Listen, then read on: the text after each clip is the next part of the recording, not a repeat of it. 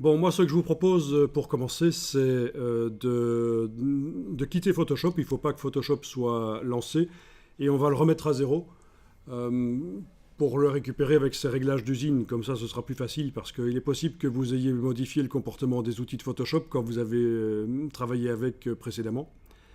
Et donc, sur un Mac, pour remettre à zéro Photoshop, il va falloir enfoncer trois touches sur le clavier.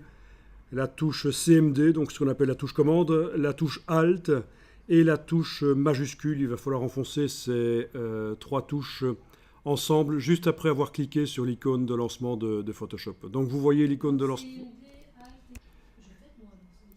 Vous voyez l'icône de lancement de Photoshop. Je vais le faire ici. Je clique sur l'icône de lancement de Photoshop et puis tout de suite après, j'enfonce les touches CMD, Alt, majuscule et je les garde enfoncées.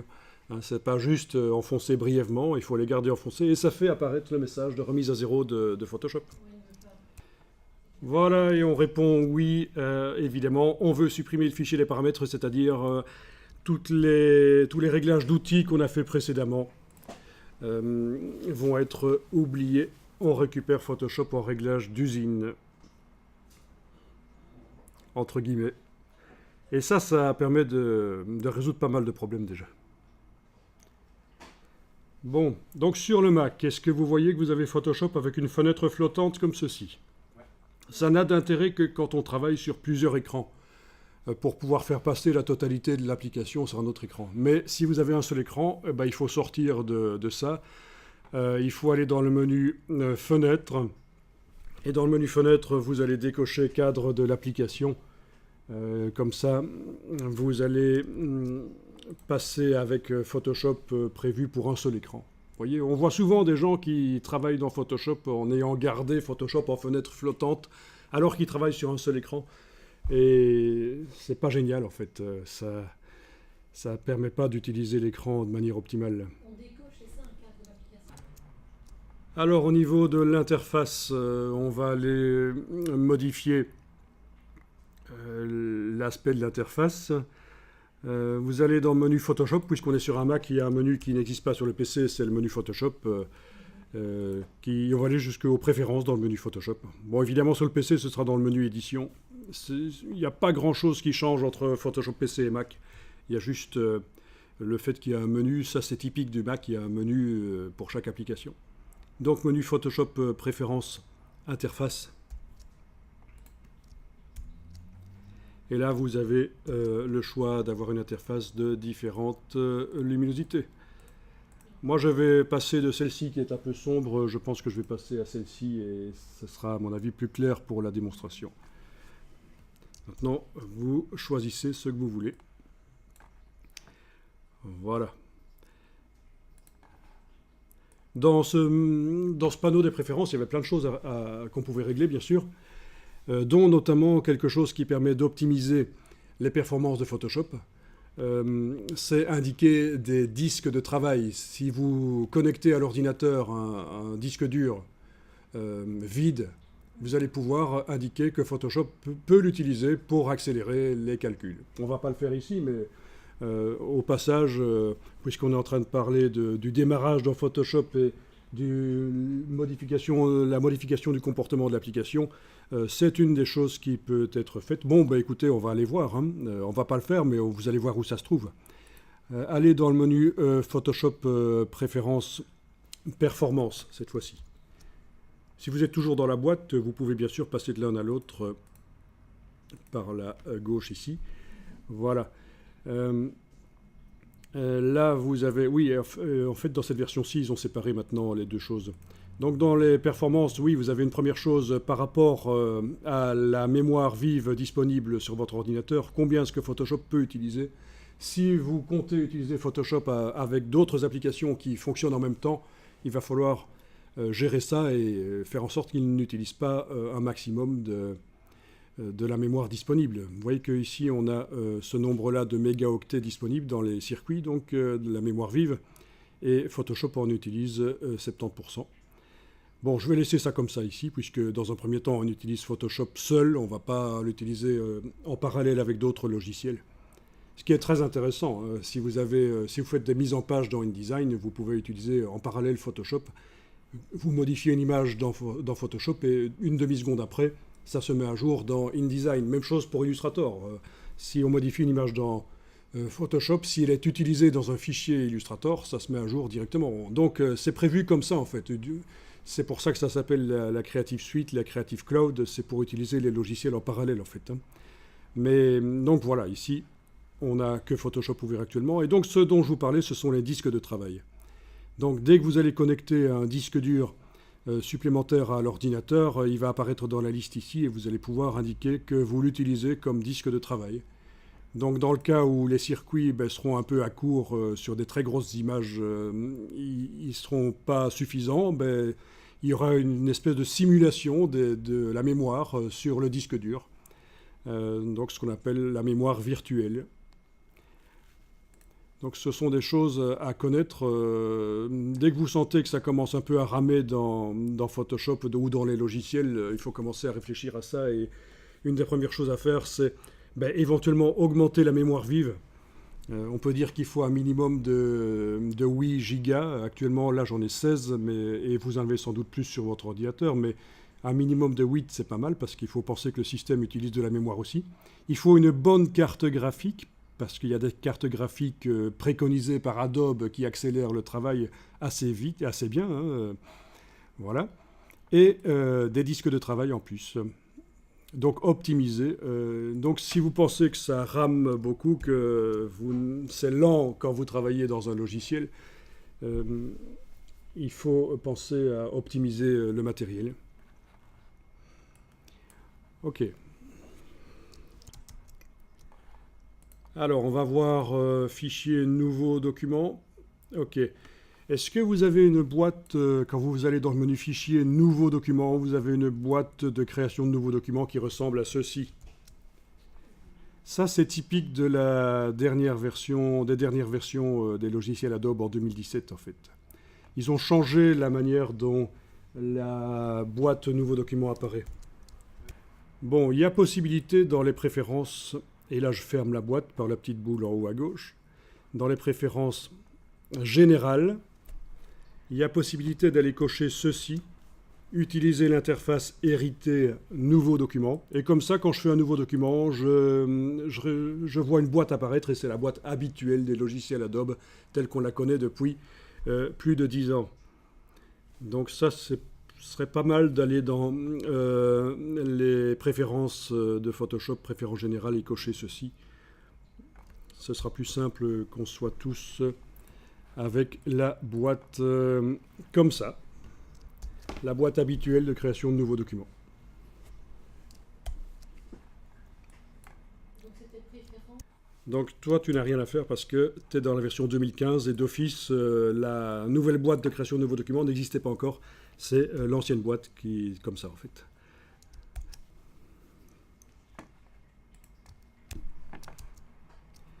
Bon, donc faire un nouveau document, c'est quand on veut faire de la création ex nihilo, donc au départ de rien, mais c'est assez inhabituel dans Photoshop.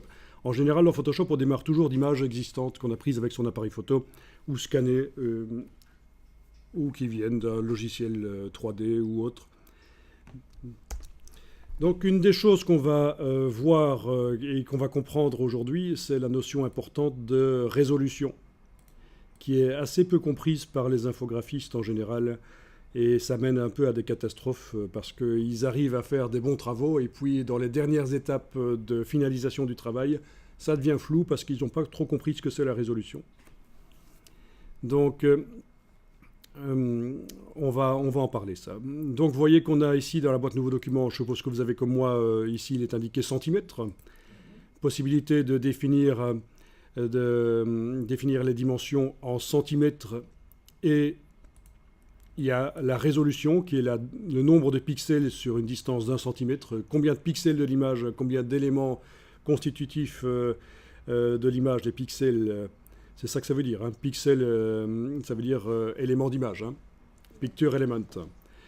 Mais combien sont utilisés sur une distance d'1 centimètre quand j'imprime sur le papier, mais bon... à notre époque, quand on fait des images, c'est pas seulement pour le papier. Et donc là, Photoshop nous induit un peu en erreur avec cette boîte nouveau document, en nous proposant de faire un document avec des centimètres. Donc en fait, ce qui compte, et c'est ce qu'on va faire ici, ce qui compte, c'est le nombre de pixels qui se trouvent dans le document. Donc à la place de centimètres, mettez plutôt pixels. C'est beaucoup mieux de réfléchir comme ça, parce que les images que vous faites, elles vont servir pour un site web, pour imprimer une bâche, pour imprimer en plus petit, en offset sur le papier, pour une application pour smartphone, en fait, pour plein de choses. Donc la mesure la plus universelle, en fait, c'est le pixel. Voilà. Et le nombre de pixels qui composent l'image, c'est ce qu'on appelle la définition. Et c'est ça que pas mal de gens se trompent et pensent qu'en fait c'est la résolution. Mais le nombre de pixels qui composent une image, c'est la définition. Alors par exemple, essayez un peu ceci. Mettez 2000 pixels en largeur et 2000 pixels en hauteur. Donc ça, c'est déjà une image pas mal, hein, une bonne définition. Mais tout ça dépend encore ce qu'on veut en faire. Donc c'est une image qui va contenir combien de pixels et combien vous voyez ce que c'est les pixels, bien sûr. Hein. Combien d'éléments d'image, combien de pixels va se trouver dans cette image quand je cliquerai sur OK tout à l'heure.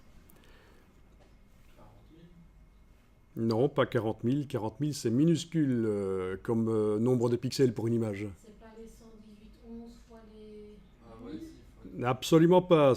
La résolution n'intervient pas. Alors, je vous le dis, si je crée une image de 2000 pixels sur 2000, il y a 4 millions de pixels dans l'image. 4 millions, wow.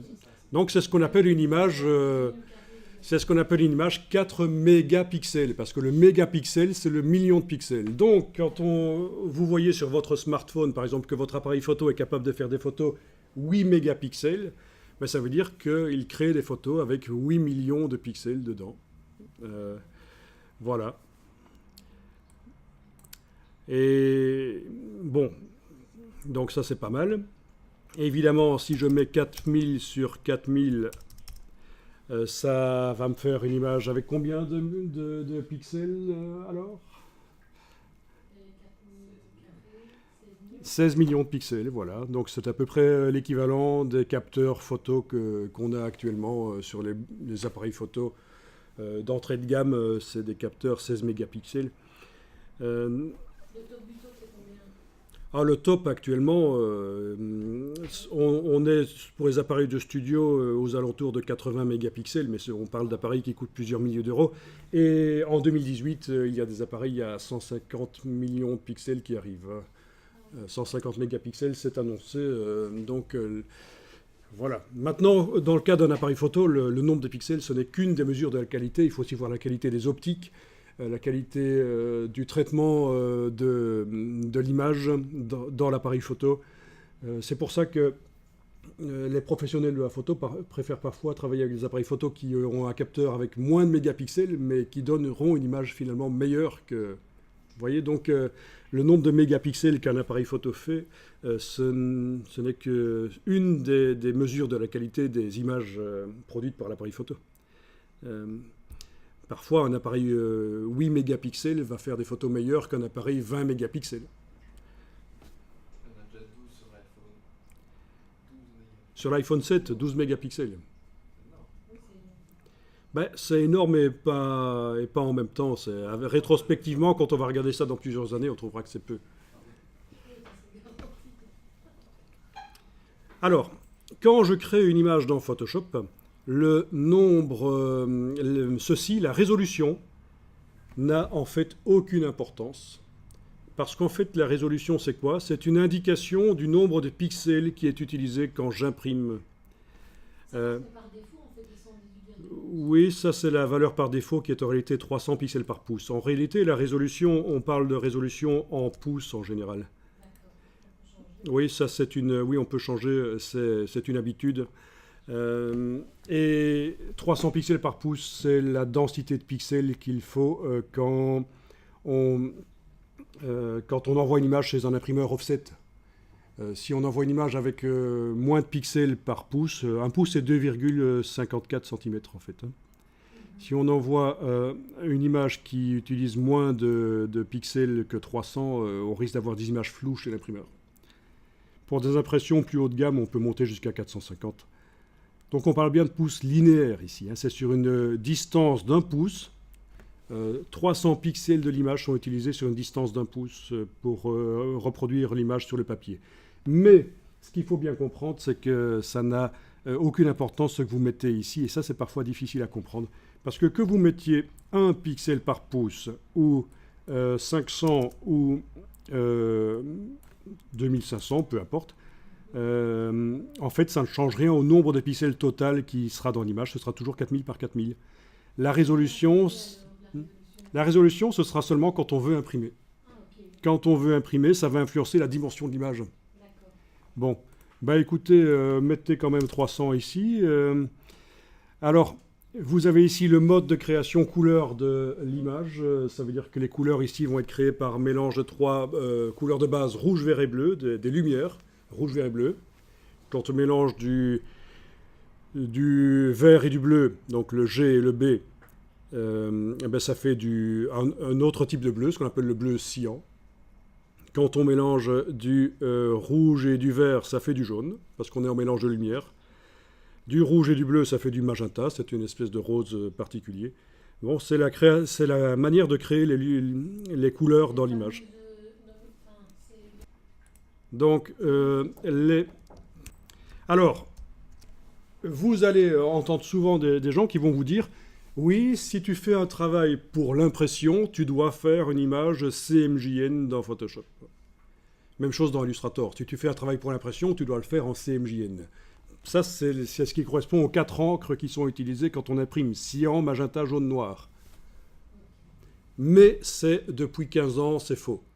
Depuis 15 ans, Adobe préconise de faire toutes ces images en RVB et les images qui ne sont pas destinées aux smartphones, aux écrans, on va les convertir en CMJN.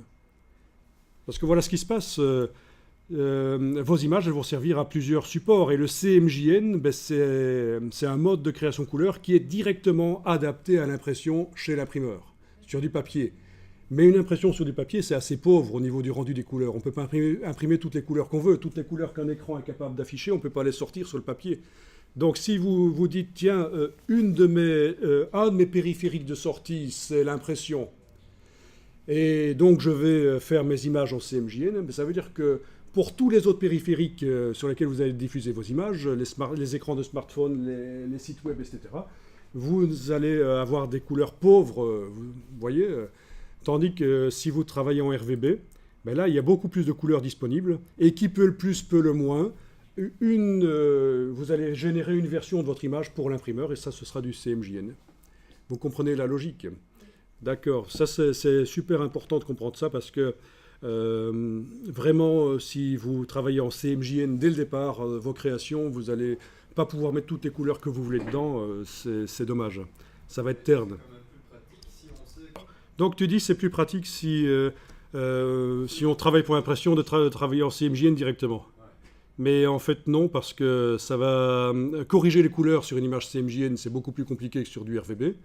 Et puis tu me dis que la conversion de RVB vers CMJN n'est pas toujours correcte. Ouais. Mais en fait, quand on maîtrise les profils couleurs, justement, ça marche bien. Okay. Parce qu'il faut avoir un écran calibré, hein, donc il faut connaître quel est le profil de l'écran. Il faut faire des images qui travaillent dans un certain profil, qui sont prévues pour un certain matériel RGB. Et quand on les convertit vers le CMJN que l'imprimeur souhaite, il faut demander à l'imprimeur, tiens, quel CMJN tu utilises? Parce que là aussi, c'est quelque chose qu'on ne sait pas, c'est qu'il existe plein de CMJN. La presse offset de l'imprimeur. Si je mets du papier graineux dessus, qui absorbe beaucoup l'encre, ou si je mets du papier pelliculé sur lequel l'encre reste en surface, le rendu des images n'est pas le même. Et en fait, ça fait 2 profils de presse différents.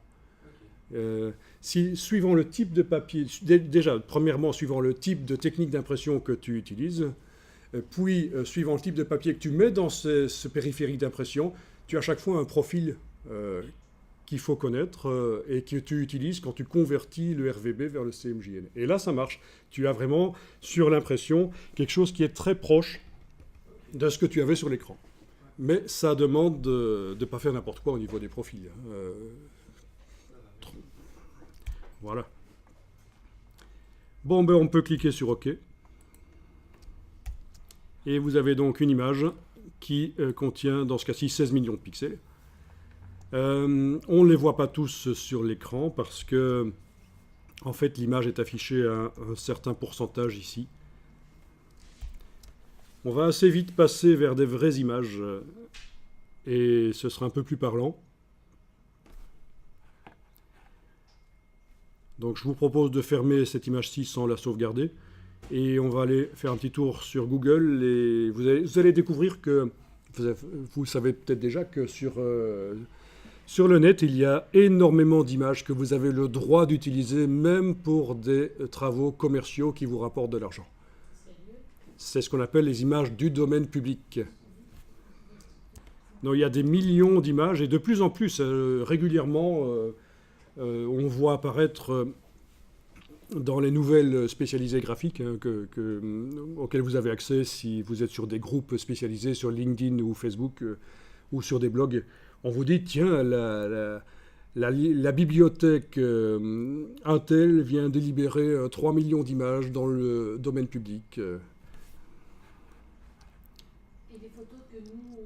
Alors oui, les photos que tu mets toi-même sur Facebook, pour que les gens les utilisent, ils doivent avoir ton autorisation, oui. Ah, voilà. Oui. Et il y a des possibilités d'ailleurs de chercher les photos, tes photos à toi, de les chercher sur le web. Il y a des possibilités par Google Images ou alors en les taguant dans Photoshop avec un filigrane invisible. On peut retrouver ses propres images sur le web et voir si elles ne sont pas utilisées. Même si elles ont été réduites en nombre de pixels, même si elles ont été recadrées, ça marche. Hein. Les filigranes, ça permet de retrouver tes images. Et les gens n'ont pas le droit d'utiliser tes images que tu as diffusées. Le problème, c'est que souvent, ils sont parfois au bout du monde et ça ne vaut pas la peine de commencer des procédures pour les... Donc on peut les menacer, mais c'est difficile que ça aboutisse à quelque chose. Et sinon, vous savez que sur Facebook, tout ce que vous mettez, Facebook a le droit de l'utiliser aussi. Hein. Pour des fins commerciales personnelles, pour le réseau Facebook. Mais ça, c'est dans les contrats. Ok, donc je vais aller sur Google. Sur Google.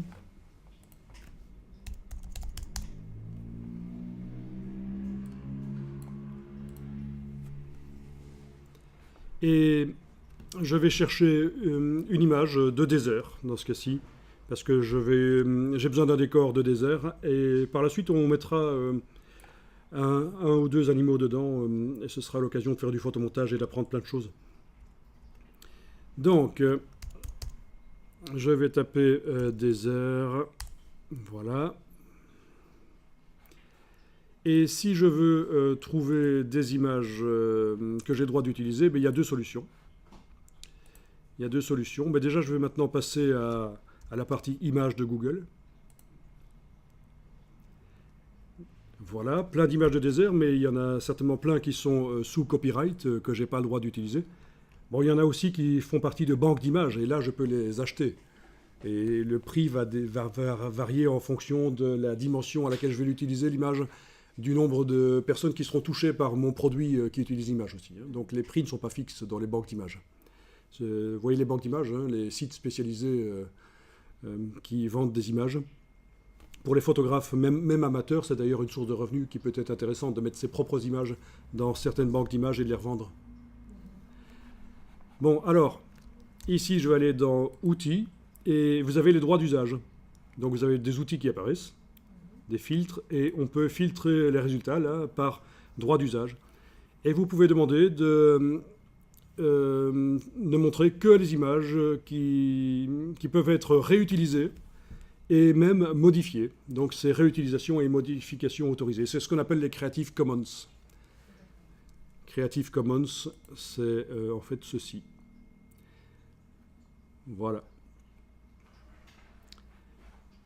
Bon, il y a une autre manière de faire.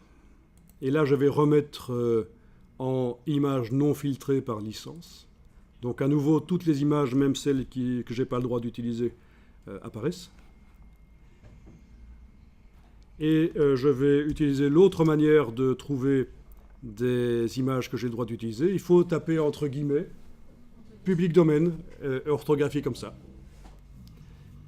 Alors là, Google montre des images du domaine public, c'est-à-dire des images dont les auteurs ont abandonné les droits pour plusieurs cas de figure. Soit dès le départ, l'auteur offre l'image à l'humanité et la déclare dans le domaine public. Tout le monde peut l'utiliser, même à des fins commerciales. Ou alors, à partir d'un certain nombre d'années après la mort de l'auteur, l'image tombe dans le domaine public. Et le nombre d'années varie en fonction des pays. Et C'est une super belle image. 70 ans après la mort. Non, pas 70 ans après. Et alors, bizarrement, mais c'est pas bizarre du tout, le nombre d'années augmente régulièrement. Le nombre d'années, le temps qu'il faut pour qu'une image tombe dans le domaine public, mais c'est parce que les gens vivent de plus en plus longtemps aussi. Sur Wikipédia, n'y allez pas, hein, je vous montre juste là, sur Wikipédia français, il y a des graphiques qui vous montrent que le nombre d'années augmente et que c'est lié à l'espérance de vie. En fait, vous avez en bleu ici l'espérance de vie et en droit la durée du droit d'auteur. Donc on voit que régulièrement, on augmente brutalement le nombre d'années qu'il faut pour qu'une image soit dans le domaine public. Et c'est calqué sur la durée de vie, l'espérance de vie des gens. C'est logique. Ok, donc public domaine entre guillemets, sinon il va me chercher toutes les images qui concernent le public et le domaine. Non, moi je veux vraiment des images du domaine public. Attention, les résultats que Google montre ne sont pas forcément du domaine public, parce que certains petits malins mettent des images sous copyright sur le web en indiquant dans les métadonnées not in public domain. Donc pas dans le domaine public, mais évidemment Google vous ressort ces images-là, donc il faut toujours aller vérifier qu'elles sont bien dans le domaine public. Alors si elles viennent de Wikipédia, elles sont forcément du domaine public, ça c'est sûr. Donc si vous voyez que la source c'est Wikimedia, Wikimedia, Wikipédia, c'est forcément du domaine public, mais pour d'autres sources, il faut quand même aller vérifier. Voilà. Alors ici, je vais retourner dans les outils, et je vais demander que ça m'indique la taille des images. Donc taille... non, c'est ici, excusez-moi, dans plus d'outils, afficher les tailles. Plus d'outils, afficher les tailles. Et alors, sur chaque icône, vous avez maintenant les dimensions pixels qui sont indiquées. Vous voyez, celle-ci, par exemple, qui vient de Wikipédia, elle est forcément du domaine public. Je n'ai pas besoin de creuser la tête pour savoir si j'ai le droit d'utiliser. La réponse est oui. Donc, vous voyez qu'on a des images avec différentes qualités au niveau du nombre de pixels. Le plus petit côtoie le plus gros. D'accord? Donc, on a des images, ici par exemple une image 2 mégapixels. Quand je multiplie 1920 fois 1079, ça fait à peu près 2 millions. On a des images à peu près 12 mégapixels ici. Voilà, donc il y a différentes qualités. Vous pouvez filtrer également par taille. Donc si vous avez besoin d'images qui ont quand même pas mal de définition, parce que ça c'est ce qu'on appelle la définition et non pas la résolution. Vous pouvez filtrer, vous pouvez demander que Google ne vous montre que les tailles supérieures à 4 mégapixels par exemple. Voilà, donc toutes les images trop petites ont disparu.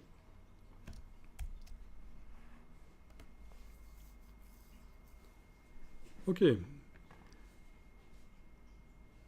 Alors, on va en télécharger une et on va l'ouvrir dans Photoshop. Donc techniquement, il est possible de faire du copier-coller directement du navigateur vers Photoshop, mais je vous conseille toujours de mettre ça sur un dossier plutôt. Alors, vous connaissez le système du contrôle-clic sur le PC, commande-clic sur le Mac. Hein. Plutôt que de quitter votre page de résultats, vous allez faire simplement CMD-clic sur une image Et ça vous ouvre un nouvel onglet, comme ça vous ne quittez pas votre page de résultats, vous voyez juste l'image dans un nouvel onglet. Ok, alors les images qui m'intéressent, écoutez, moi je vais prendre une image qui montre quand même un sol assez plat, parce qu'en fait on va aller poser des choses dessus. Oui, oui. Donc je pense que cette image-ci, si vous la voyez, ça peut être bien. Voilà.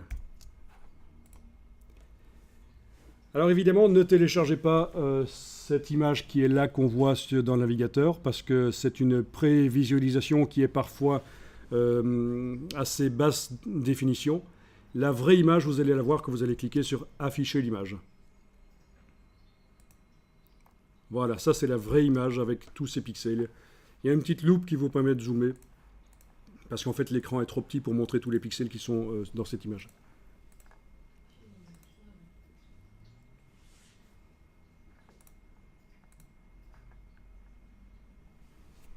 Ok, bon, on va la télécharger. Donc, clic droit, enregistrer l'image sous. Et vous avez certainement bureau. Bon, enregistrez ça sur le bureau.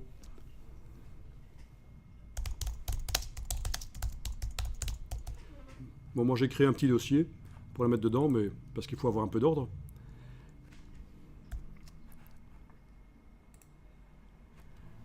Donc, typiquement, là, je suis allé chercher une image sur le web. On est allé chercher une image sur le web. C'est du JPEG. Ce sont des formats de sortie qui sont pas... C'est pas l'idéal pour travailler dans Photoshop. C'est ce qu'on appelle un format de sortie final, le JPEG. Mais c'est une photo de désert gratuite. L'alternative, c'est que j'aille dans une banque d'images et que je télécharge une image dans un format plus sérieux que le JPEG, le TIFF par exemple, ou alors que je fasse une photo de désert moi-même en RAW. Vous connaissez le format RAW, ce que l'appareil photo produit de mieux. Tous les détails dans les images ont été capturés et mis dans le fichier, le RAW, RAW. Mais bon, tout ça coûte beaucoup plus cher que d'aller sur le web prendre une image en 3 minutes.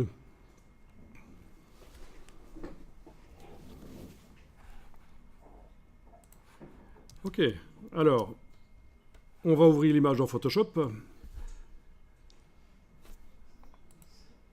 Vous allez ouvrir ça dans Photoshop.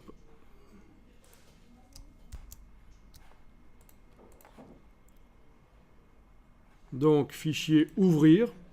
Une question qu'on me pose assez souvent, c'est tiens, dans Photoshop, est-ce que je dois importer? Fichier importer. Est-ce que je dois par exemple créer une nouvelle image et importer dedans? En faisant comme ça, par exemple, fichier nouveau, OK, et puis fichier, fichier importé, où est-ce qu'ils ont mis ça? Oui, fichier importé ici. Mais non, en fait, la règle, c'est que importer, on l'utilise dans les logiciels quand on veut importer des choses que le logiciel ne produit pas lui-même. Ici, je suis dans Photoshop, c'est un logiciel qui produit des pixels. Si je veux ouvrir une image dans Photoshop, la récupérer, je ne fais pas fichier importer, je fais fichier ouvrir. Par contre, si je suis dans Illustrator et que j'ai une image pixel, là oui, je fais fichier importer. Et si dans Photoshop, je vais importer des vecteurs de Illustrator, je fais fichier importer. Vous voyez, c'est ça la règle. Hein. On réfléchit, qu'est-ce que le logiciel produit comme matière? Est-ce qu'il produit, dans ce cas-ci, des pixels? Donc, c'est fichier ouvrir. Importer, ce sera pour importer autre chose que les pixels. Ce sera pour importer des vecteurs dans le cas de Photoshop.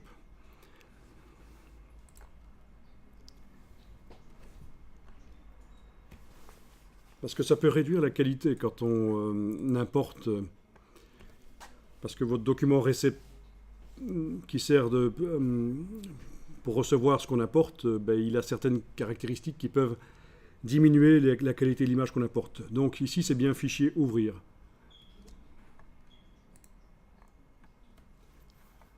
Voilà, donc une image qui s'affiche à l'échelle 25%. Donc ça veut dire que je ne vois pas tous les pixels qui composent cette image. Combien est-ce que je vois de pixels qui composent cette image? 1 pixel sur 16 en fait. Je ne vois qu'un 16e des pixels. Oui, hein, quand on est à 25% d'affichage, si on réfléchit en termes de surface, ben, ça fait pas un quart, ça fait un 16e en fait. Hein. Donc on ne voit qu'un 16e des pixels.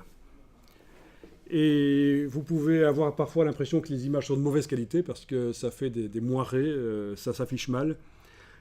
Pour vraiment visualiser correctement les images, il faut les afficher à 100%. Et alors, bonne astuce, le raccourci pour afficher à 100%, c'est aller sur la loupe ici. Alors, est-ce que vous avez votre boîte des outils? Non, à mon avis, vous avez votre boîte des outils comme ceci, en fait. Vous, hein? Oui, bah, je vous propose de la mettre en 2 colonnes en cliquant à cet endroit-ci. Ce sera plus clair pour s'y retrouver, je pense. Voilà. À l'ancienne, dans Photoshop, ça a été comme ça assez longtemps. Boîte des outils en 2 colonnes. Et les outils, on peut les récupérer par le menu Fenêtre, Outils, si jamais on a fermé par erreur la boîte. Hein. Et donc sur la loupe, c'est ça? Donc il faut aller sur la loupe et double-cliquer. Et là, l'image s'affiche à l'échelle 100%.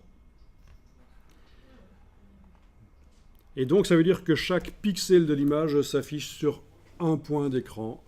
On a fait correspondre vraiment la trame de l'image et la trame de l'écran. Et puis à partir de là, vous pouvez utiliser la main pour faire voyager l'image dans sa fenêtre. Mais on va prendre assez rapidement la bonne habitude, la main de l'appeler par le raccourci clavier. Je vous en parle un peu plus loin parce que ça ne sert pas à grand chose d'aller activer l'outil en fait.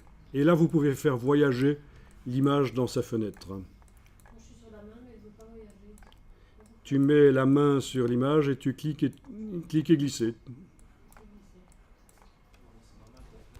Oui, donc il ne fallait pas double-cliquer sur la main, mais c'est intéressant de connaître ce système aussi. Le double-clic sur la main, c'est quoi? C'est faire apparaître l'image le plus grand possible sur l'écran. Et donc, dans mon cas, en fonction du nombre de points que j'ai sur mon écran, là, elle s'affiche à 31,2%. Donc, il y a à peu près un pixel sur 9 qui est visible. Donc, c'est le double-clic sur la main. Je redouble-clique sur la loupe, elle s'affiche à l'échelle 100%. Je clique une fois sur la main et je bouge. J'arrive à bouger l'image dans sa fenêtre. Vous avez une palette de navigation qui est disponible. Allez un peu dans le menu Fenêtre, Navigation. Voilà, menu Fenêtre, Navigation, c'est classé par ordre alphabétique en fait. Hein.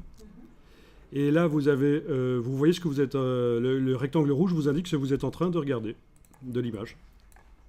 Comme son nom l'indique, c'est une palette qui permet de naviguer. Le rectangle rouge peut également être modifié directement dans la palette navigation par cliquer et glisser. Vous voyez ? Cette palette navigation, elle peut s'agrandir. Quand on travaille avec plusieurs écrans connectés au PC, on peut l'agrandir en grand sur un des écrans. Donc elle peut être beaucoup plus grande que ce qu'on la voit là en fait. Ok, donc double-clic sur la main, voir l'image le plus grand possible en entier. Mais bon, vu que mon écran ne fait que 1920 sur 1080, ici, c'est cette image qui est très grande, je ne sais pas la voir à l'échelle 100% en entier sur l'écran. Il y a certains écrans qui sont vraiment maintenant très très grands, avec beaucoup de pixels, des écrans qu'on appelle les écrans 4K ou 5K, qui sont pas mal pour... tu parles de tout ceci en fait. Ça, ce sont des choses que j'ai installées sur mon Mac en fait. Hein. Ce sont des choses qui n'ont rien à voir avec Photoshop en fait. Ça, c'est mon logiciel d'enregistrement. Ça, c'est le Dropbox. Ça, c'est le Google Drive. Ça, c'est un logiciel pour calibrer les écrans. C'est ce qu'on appelle le Color Monkey. Ça, c'est un logiciel pour optimiser l'espace sur le Mac, qui nettoie les choses. Ça, c'est mon Creative Cloud. C'est la gestion Creative Cloud. Donc, mise à jour des fichiers Adobe, ça c'est le réglage de l'écran. Ça c'est Aquafadas, c'est un plugin pour InDesign qui permet de faire des applications pour tablettes et smartphones. Ça c'est Duet, c'est un plugin qui permet de connecter au Mac une tablette et d'avoir un deuxième écran, c'est la tablette. Ça c'est Evernote, je pense. Oui, enfin voilà, ce sont des choses qui n'ont rien à voir avec Photoshop, ça en fait. Donc, mais c'est très utile. Hein, Ok, alors à quelle dimension est-ce que cette image est imprimable? À quelle dimension est-ce qu'elle est imprimable? Utilisable sur un site web ou un smartphone, elle est forcément utilisable parce qu'on a vu, elle comporte déjà beaucoup de pixels en fait. Mais par contre, pour ce qui est de l'impression, c'est une question qui peut se poser. Eh bien, on va aller voir ça. Alors, vous allez dans le menu Image, taille de l'image.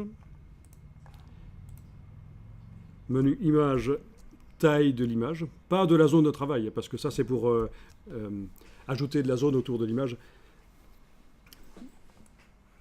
Pour augmenter la dimension, ajouter de la zone. Mais donc ici, c'est bien image, taille de l'image. Voilà. Alors, vous réglez en pixels au lieu de centimètres et vous avez le nombre de pixels qui composent l'image. Mais de toute façon, on le voyait déjà ici, en fait. Donc c'est une image de 4608 pixels en largeur, 2592 en hauteur. Donc c'est à peu près du 12 mégapixels, 12 millions de pixels dans cette image. Bon, on va revenir en centimètres, parce que la question qu'on se pose, c'est, tiens, à quelle dimension on peut l'imprimer? Eh bien, est-ce qu'il est indiqué, comme chez moi, 162 cm sur 91? Donc c'est très grand, sauf que ce sera flou. Parce que la densité des pixels, le nombre de pixels qui est utilisé sur une distance d'1 pouce, est insuffisante. Alors, il faut savoir que quand on imprime en jet d'encre, il faut une résolution, une densité de pixels de 150. Alors ce qu'on va faire ici, c'est qu'on va décocher ceci, qui est en fait un système de Photoshop qui permet de modifier le nombre de pixels dans les images. Donc c'est un peu le moteur de multiplication ou de division du nombre de pixels dans les images, et ça je vais le décocher. Donc à partir de là, je ne peux plus modifier le nombre de pixels dans l'image. Ça c'est certain, elle reste à 4608 sur 2592. Et je vais pouvoir faire des petits tests ici. Tiens, pour une impression sur jet d'encre, je mets 150 à la place de 72. Je vois qu'elle pourra être imprimée à 78 cm sur 43. D'accord? Chez un imprimeur offset, il va vouloir que je lui donne des images avec une densité de pixels de 300. Elle sera imprimable maximum à 39 cm sur 21. Si l'imprimeur me dit, tiens, tu utilises du papier haut de gamme, tu as plutôt besoin d'une résolution de 400 pixels par pouce, ça dépend du nombre de lignes de tram. Bon, ça, je ne parle pas des lignes de tram à Bruxelles, hein. Je parle les trams, les petits points qui servent à imprimer. La linéature de tram. Bon, 400 pixels par pouce, là je descends à 29 cm sur 16.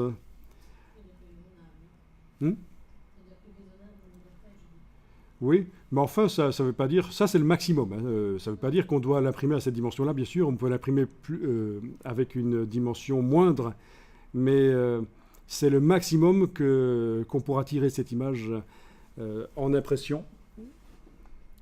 En impression habituelle chez l'imprimeur, 300 pixels par pouce, ce sera 39 cm sur 21 maximum. Au-delà, si je la veux plus grande, elle va commencer à devenir floue. Bon, c'est déjà une image sérieuse, mais si vous avez des images avec moins de pixels, moins de définition, vous avez récupéré ça sur Google, des images avec moins de définition, vous allez voir que parfois on est obligé de limiter un peu et de ne pas imprimer trop grand ces choses. Sinon, c'est pas terrible. Donc vous avez compris, la résolution, en fait, c'est vraiment quelque chose qui influence quand on imprime. C'est quand on imprime. Alors l'idée, en fait, c'est de travailler... et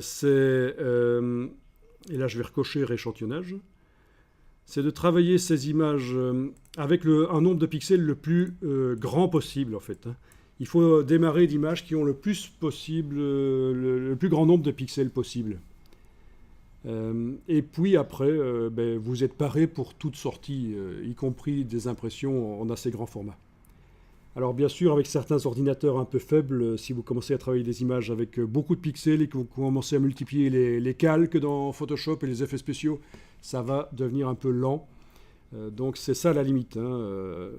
Il faut travailler avec des images avec le plus grand nombre de pixels possible, donc des images bien photographiées avec l'appareil photo bien réglé pour qu'il sorte un maximum de pixels. Et à partir du moment où ça devient un peu lent dans l'ordinateur, que ça devient pénible, il faut parfois sacrifier un peu la définition et réduire le nombre de pixels dans les images, parce que ça compte quand même que ça évite pour les travailler. Ok, je clique sur annuler. Et on va aller chercher une autre image d'un animal qu'on va aller mettre dans ce décor. Et vous allez voir qu'il y a plein de choses à apprendre aussi au niveau technique, des erreurs à ne pas faire. Donc gardez cette image ouverte dans Photoshop et on retourne dans Google. Alors je vais chercher l'image d'un éléphant. Donc je tape éléphant, je vais taper public domaine entre guillemets. Public domaine on a dit, voilà. Je vais dans la partie image. Ok. Donc je vais prendre un éléphant qui est vu de profil. Bon, je vais prendre éventuellement celui-là, vous le voyez.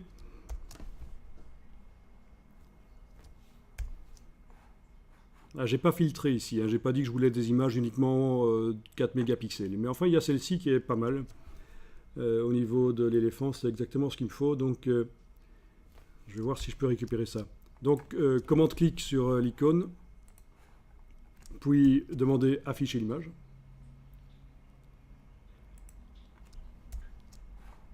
Bon, là, normalement, je suis censé aller consulter la page aussi pour voir si j'ai le droit d'utiliser, quelles sont les conditions d'utilisation en fait.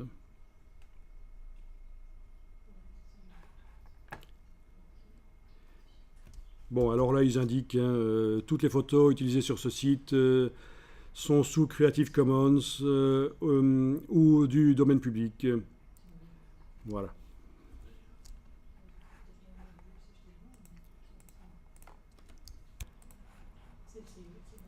Voilà, donc quand je clique, je la vois en grand. Donc clic droit, enregistrer l'image sous, et voilà. Et puis je vais dans Photoshop, et au départ de Photoshop, je vais l'ouvrir. Je ne l'importe pas dans le désert. Au final, je vais mettre l'éléphant dans le désert, mais je vais d'abord le travailler à côté de l'image du désert. Ce sera plus simple. Oui, parce que ça peut se faire, hein, importer une image dans une autre dans Photoshop, même ça est un peu en contradiction avec ce que je vous ai dit tout à l'heure, mais vous n'avez même pas besoin de savoir que c'est possible de le faire, parce qu'on peut aussi l'ouvrir à côté, puis la déplacer dedans. J'ai un message qui s'affiche. Alors, tu as un message qui s'affiche, on va voir si j'ai le même, c'est certainement un message sur les couleurs. Oui, exactement. Oui. Voilà.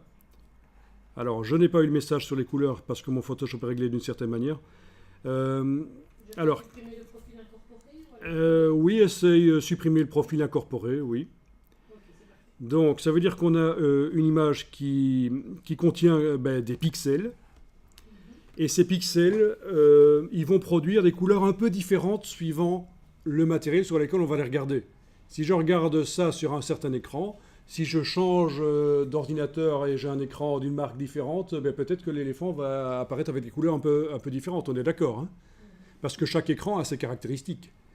Mais globalement, l'éléphant, il ne va pas devenir rose, quoi. Il sera toujours brun, mais ce sera peut-être un brun différent sur l'écran que j'ai ici sous les yeux et sur un autre écran. Donc ça, c'est le problème, c'est que chaque matériel de sortie interprète un peu à sa manière, en quelque sorte. Il a ses caractéristiques qui font qu'il affiche les choses différemment.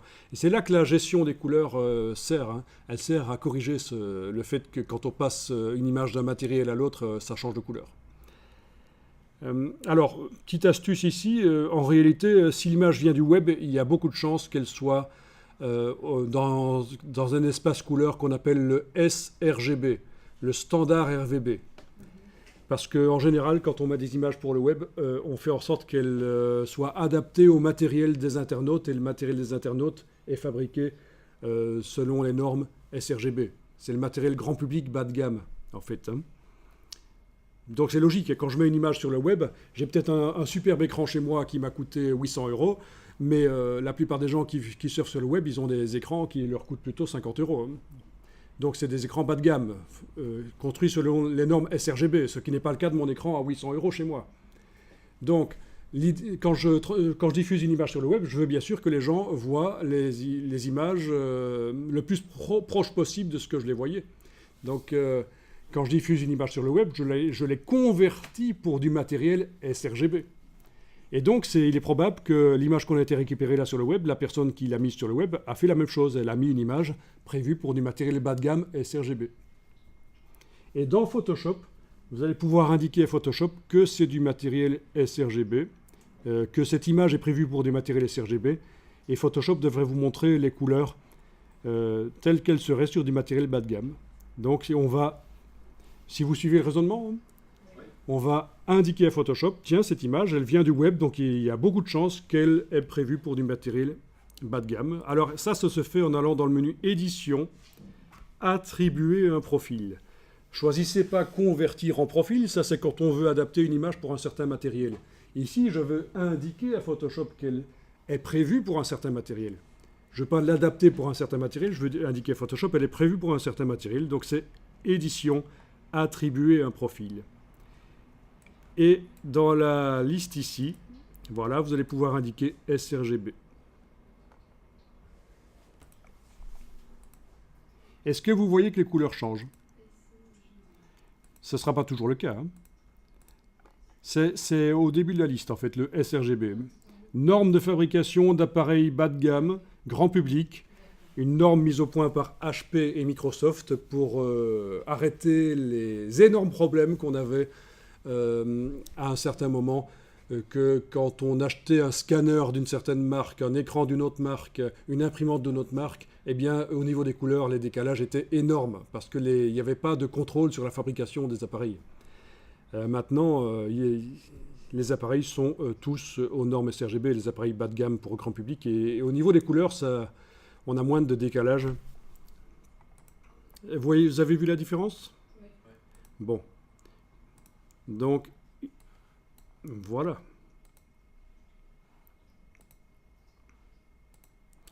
Ben, cliquez sur OK.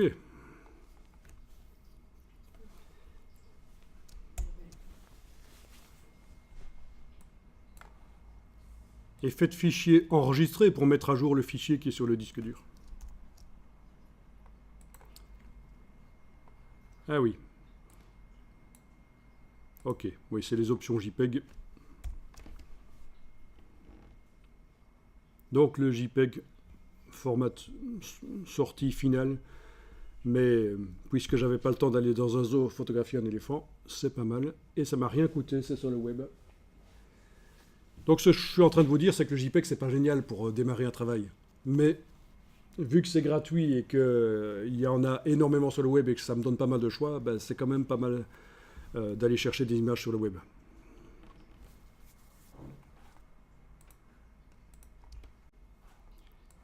Alors, vous êtes sur un Mac, donc on va faire passer la photo de l'éléphant en plein écran. Bon, vous avez remarqué qu'il y a des onglets, on peut passer d'une à l'autre. Hein. Il y a aussi des raccourcis, quand on a plein d'images ouvertes, il y a des raccourcis pour directement les passer en revue. Mais ça n'a pas de sens ici que je vous montre ça maintenant.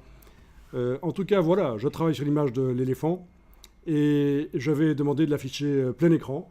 Et ça, c'est la touche F sur le clavier.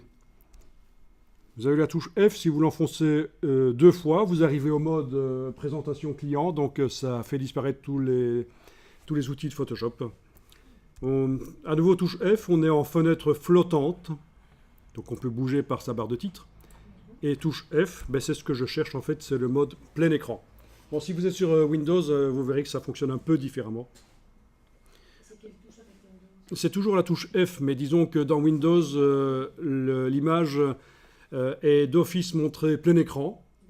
Mais vous devez quand même enfoncer la touche F si vous voulez pouvoir faire ceci, la bouger avec la main par exemple.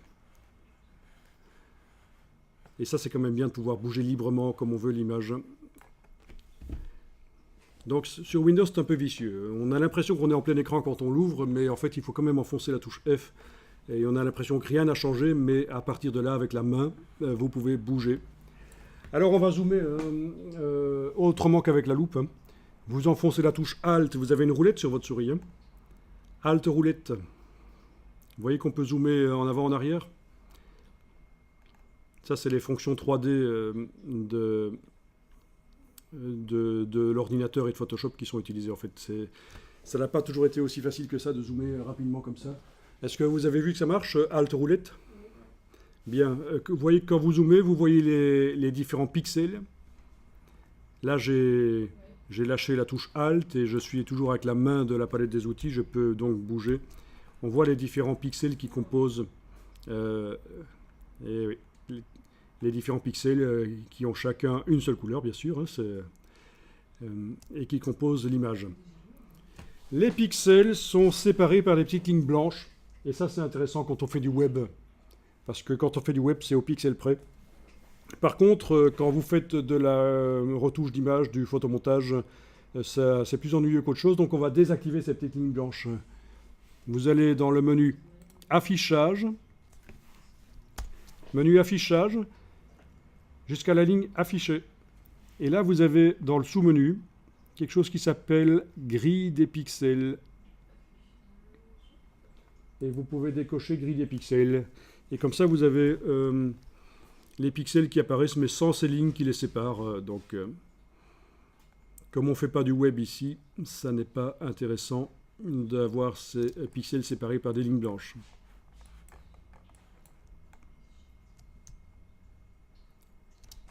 Ok, c'est pas mal. Bon, ben, zoomez en arrière de manière à voir tout l'éléphant. Ou alors, vous double-cliquez sur l'icône de la main dans la palette des outils. On a vu que c'est la même chose. Hein. C'est le raccourci de ce qu'on appelle taille écran. Voir l'image en entier sur l'écran. Alors, il faut qu'on fasse un détourage sur cette image, mais on va le faire intelligemment. Il faut détourer l'éléphant. Et non pas détourner, comme on m'avait dit un jour. Ça, c'est les avions. Et c'est uniquement quand on détourne des avions qu'on les détourne, si on veut. Mais c'est détourer, donc le détourage.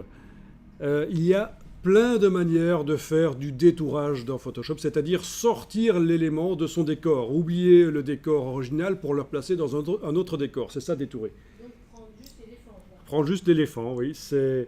Suivant l'image, il y a plein de manières de faire. Quand on a affaire à un objet qui est à bornette, comme une voiture, un aspirateur, on va utiliser la technique de la plume pour détourer. La plume vectorielle, ce qui est la même que celle qu'on trouve dans Illustrator. Quand on a affaire à des objets flous, à bord flou, on va utiliser le système plage de couleurs. Le système plage de couleurs, ou alors ce qu'on appelle l'écrêtage de calque, qui est un système, quand on travaille sur les calques, il y a des curseurs pour écrêter. On peut également, oui, enfin, suivant vraiment chaque cas de figure, il y a des solutions pour détourer. Si je veux détourer quelque chose de très complexe, comme des cheveux ou un arbre, je vais plutôt travailler sur une couche alpha, et l'améliorer avec des outils de densité plus, densité moins. Enfin, c'est ce qu'on appelle le détourage, donc, et ce qu'on appelle aussi la sélection, hein, faire des sélections. Hein. Sélectionner l'éléphant et le sortir de son décor, c'est le détourer, mais c'est faire une sélection. C'est un énorme chapitre dans Photoshop. Hein. C'est plus du tiers de ce qu'il faut savoir dans Photoshop. Donc, si vous considérez que pour apprendre Photoshop, il faut 40 jours, eh bien, pour apprendre à détourer des objets, il va falloir une quinzaine de jours minimum, quoi. Parce que c'est vraiment la base, arriver à sortir les objets de leur décor. Et ce qui est complexe, c'est qu'en fonction de la photo, en fonction du sujet, c'est chaque fois quelque chose de différent, une technique différente qu'il va falloir utiliser. Il n'y a pas une technique qui convient pour tous les cas.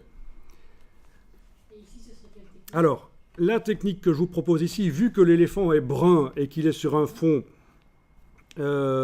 qui n'est pas brun, il n'y a pas de brun, on peut supposer que Photoshop va arriver à faire la différence entre l'éléphant et le fond derrière. S'il y avait du brun derrière, il faudrait manuellement faire la sélection. Mais là, on peut demander un peu d'assistance à Photoshop et on va utiliser en fait un outil. Vous connaissez peut-être la baguette magique de Photoshop, qui est un vieil outil qu'on n'utilise plus, sauf pour le web éventuellement. Il est d'ailleurs caché là derrière cet outil-ci. Si vous gardez le bouton de la souris enfoncé sur cet outil-ci, vous avez la baguette magique qui est là. Le problème de la baguette magique, c'est qu'elle fait des sélections avec des bornettes. Elle ne sait pas faire des choses très subtiles. Donc, il y a l'évolution de la baguette magique qui convient mieux pour des photos. C'est ce qu'on appelle l'outil de sélection rapide. Oui, la baguette magique, vous allez l'utiliser pour des fonds unis. Typiquement, c'est quand on fait du web maintenant. Si vous voyez quelqu'un qui utilise Photoshop et qui utilise la baguette magique sur des photos, c'est quelqu'un qui n'a pas vraiment étudié Photoshop en fait, parce qu'on n'utilise plus la baguette magique. Voilà. Outil de sélection rapide. Alors, vous avez avec l'outil de sélection rapide une brosse avec son diamètre qui est indiqué. Vous la voyez? Alors, est-ce que tu as quelque chose comme ça? Tu as un plus à l'intérieur du rond? Oui. Tiens. Bon, mais ça devrait aller. C'est peut-être un problème d'affichage aussi. Et par contre, voilà, si vous avez une croix, c'est que les outils sont en mode précis. Le diamètre de la brosse n'est pas visible et on a une croix. Et ça, c'est quand on a la touche verrouillage majuscule qui est enfoncée sur le clavier. Ça, c'est une des questions les plus posées sur les forums à propos de Photoshop pour les débutants. Ma forme de brosse a disparu, j'ai une croix à la place, comment ça se fait? Et en plus, la personne précise, oui, parfois ça revient et parfois ça s'en va. Ben oui, mais c'est simplement la touche verrouillage majuscule sur le clavier qui est enfoncée ou pas. Le caps lock. Donc ici, il faut le désenclencher, le caps lock, pour voir bien le diamètre de la brosse. Et alors, si vous passez sur votre éléphant, vous allez voir qu'il y a des zones qui se créent au fur et à mesure. Là, il y a le petit signe plus qui est là, oui. Dès qu'on commence à l'utiliser, en effet, parce que ça veut dire que chaque fois que je clique sur un endroit de l'éléphant, ça ajoute, en fait. D'accord ? Bon, donc ça c'est une sélection en fait, ce qu'on est en train de faire ici. C'est une sélection automatique, oui, qu'il faut guider quand même. Bon, alors je vous dis tout de suite, elle ne sera pas parfaite, mais je vais vous expliquer la logique derrière ça. Alors cette sélection, elle ne va pas faire les choses parfaites, essayez de passer comme ça sur la trompe aussi, voilà. Je n'ai pas modifié le diamètre ici de la brosse, on peut, je vous montrerai après comment modifier le diamètre de la brosse. Par contre, je vous montre ceci, j'ai fait une sélection sur la trompe, et il y a des choses qui ont été sélectionnées en trop là. Ben, j'enfonce la touche Alt, le petit signe plus se transforme en moins, et je peux enlever de la sélection pour essayer de recréer les trous, voilà. Alors, vous voyez que la forme de la trompe n'est pas respectée ici, c'est pas grave. C'est ce qu'on appelle un outil de sélection rapide. Comment tu as fait, Thierry, pour retirer avec le feu? C'est donc la touche Alt pour retirer. Et donc, ne vous inquiétez pas si c'est foireux, la sélection, parce que c'est un outil de sélection rapide. Et on va améliorer après. Alors, en fait, la logique, je vous explique. Dans un premier temps, cet outil va nous permettre de faire à peu près la sélection sur l'éléphant, de manière à transporter l'éléphant vers le désert, et voir si il convient, hein, si au niveau du casting des éléphants, est-ce que c'est vraiment l'éléphant qui convient pour faire ce que je veux. Et si il convient, je vais améliorer la sélection. Ok, donc c'est assez difficile d'arriver à faire les trous correctement ici, mais surtout, il ne faut pas tomber dans le piège d'essayer de faire un truc parfait. C'est à peu près. Il faut qu'à peu près on ait l'éléphant qui soit sélectionné comme ça. Voilà, à peu près comme ça. Vous voyez que c'est approximatif, mais enfin, ça a été vite. Ben, essaye d'avoir quand même les jambes, même si c'est assez approximatif. Et s'il y a de la matière qui reste complètement entre deux jambes, c'est pas grave. Hein. Si tu n'arrives pas à faire le trou ici, c'est pas grave. Ça nous permettra quand même de tester et de voir si l'éléphant est correct pour faire ce qu'on veut faire. Il y a plein de choses qui ne sont pas dans la sélection chez moi ici. La queue n'est pas dedans. Hein. La défense ici n'est pas dedans. Mais c'est pas grave.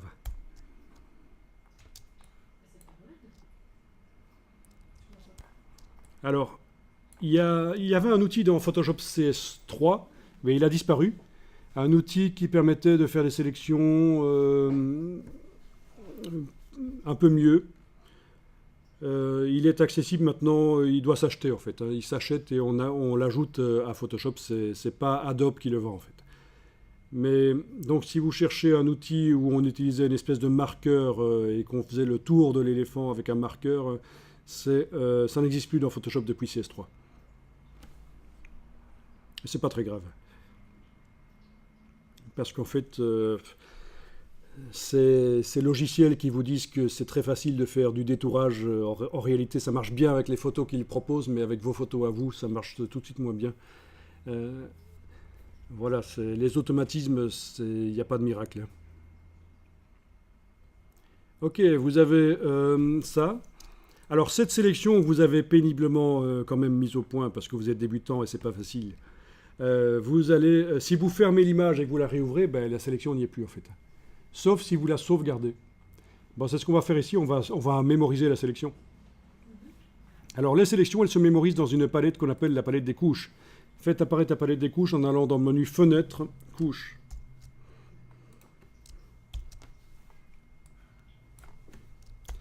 Alors la palette des couches, elle est là, vous la voyez.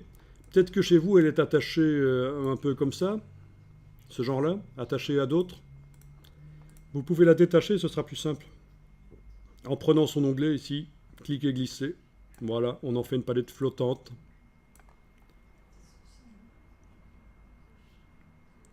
On peut agrandir la palette avec sa petite case en bas à droite. On positionne en bas à droite, on a une double flèche, cliquez, glissez. Voilà.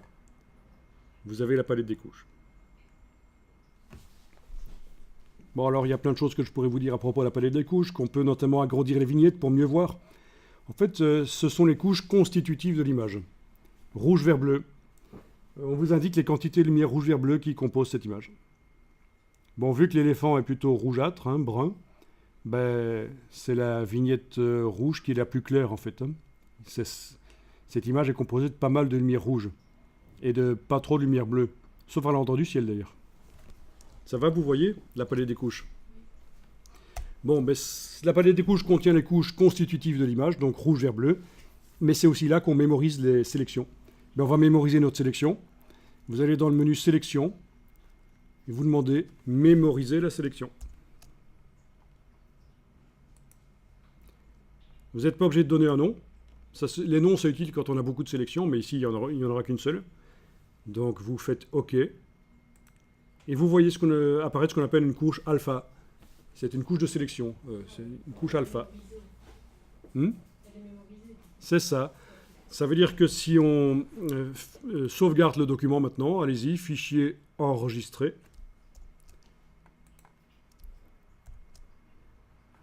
Ah tiens. Enregistrer ouvre la boîte enregistrée sous. C'est le cas pour vous aussi? C'est ça, Oui, oui. c'est parce que les images JPEG ne peuvent pas contenir de couche alpha. Oui, elles ne peuvent pas contenir de couche alpha, les images JPEG. Donc, il ne peut pas l'enregistrer en JPEG. Ça peut contenir un tracé vectoriel, mais pas une couche alpha.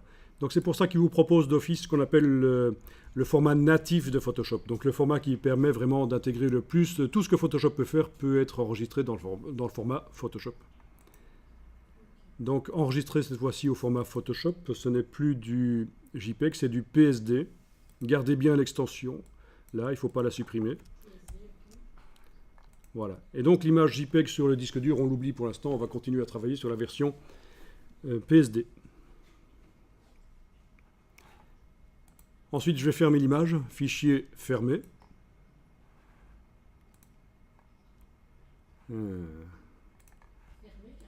Oui, fichier fermé, voilà. Donc, dans le bas du menu Fenêtre, vous avez la liste des images actuellement ouvertes dans Photoshop. Bon, il n'y en a plus qu'une seule, normalement, c'est le désert. Hein, dans le bas du menu Fenêtre. C'est comme ça dans tous les logiciels Adobe. Dans le bas du menu Fenêtre, vous avez la liste des documents qui sont actuellement ouverts. Et quand on a fermé, on enregistre, hein, c'est ça? Oui, s'il te propose d'enregistrer quand tu fermes, tu enregistres. Oui. Bon, ben on va maintenant la réouvrir et puis on va voir si notre sélection est récupérable. Par contre, il me met qu'il existe. Alors, fichier, ouvrir les fichiers récents, ça c'est pas mal. Hein. Menu fichier, ouvrir les fichiers récents.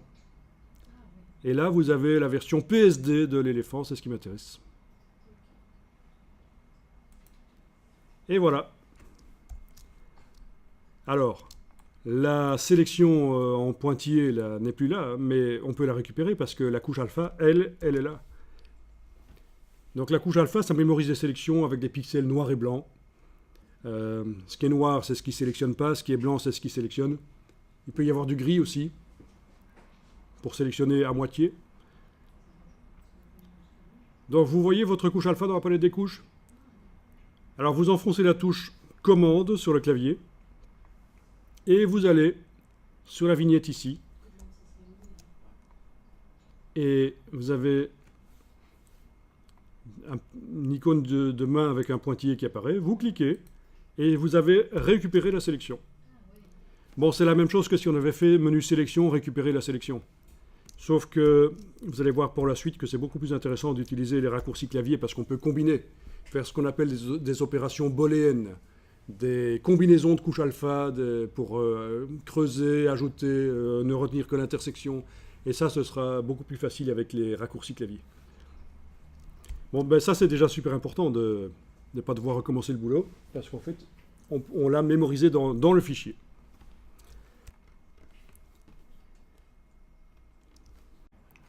Bien, alors on va enfoncer la touche F, de manière à revenir avec une fenêtre flottante comme ceci. Donc la touche F sur le clavier, une fois, deux fois. Vous avez une fenêtre flottante. Et vous avez deux images dans la même fenêtre, en fait. Bon, ce sera plus facile d'avoir deux fenêtres. Une fenêtre par image. Pour faire ça, deux solutions. Vous prenez un des onglets et vous faites un cliquer glisser. Et vous avez une deuxième fenêtre. Si vous la remettez sur la première, elles se remettent ensemble. Dans les préférences de Photoshop, on peut décider que ça ne marche pas comme ça. Comme ça, vous pouvez superposer comme vous voulez les images sur l'interface. Là, les superposer comme vous voulez, elles ne se mettent pas ensemble. Donc je vous dis que si ça vous ennuie, que quand on approche une image d'une autre, quand on les superpose, elles se mettent ensemble, ça peut se désactiver dans les préférences. Ok, mais là, je détache l'onglet, cliquez, glisser. J'ai donc une fenêtre avec un éléphant. On peut bouger les palettes, si on veut. En tout cas, voilà. On va déplacer l'éléphant vers le désert. Et pour déplacer l'éléphant, ben, attention, il y a deux solutions. Soit vous utilisez un outil de sélection, ça peut être l'outil de sélection rapide, le rectangle de sélection, le lasso. Bon, ben essayez avec un outil de sélection, l'outil de sélection rapide par exemple qu'on a travaillé là. Vous positionnez, non pas l'outil de sélection rapide, ça ne marchera pas. Le rectangle de sélection plutôt, prenez le rectangle de sélection. Une seule fois qu'on clique dessus. Oui, cliquez une seule fois dessus. Ok. De toute façon, celui-là, quand on clique plusieurs fois, il ne fait rien. Et vous positionnez le pointeur dans la zone sélectionnée et vous devriez voir que c'est différent que quand elle est en dehors. Oui, tout à fait. Et vous faites un clic et glisser et vous déplacez quelque part sur l'image du désert. Voilà.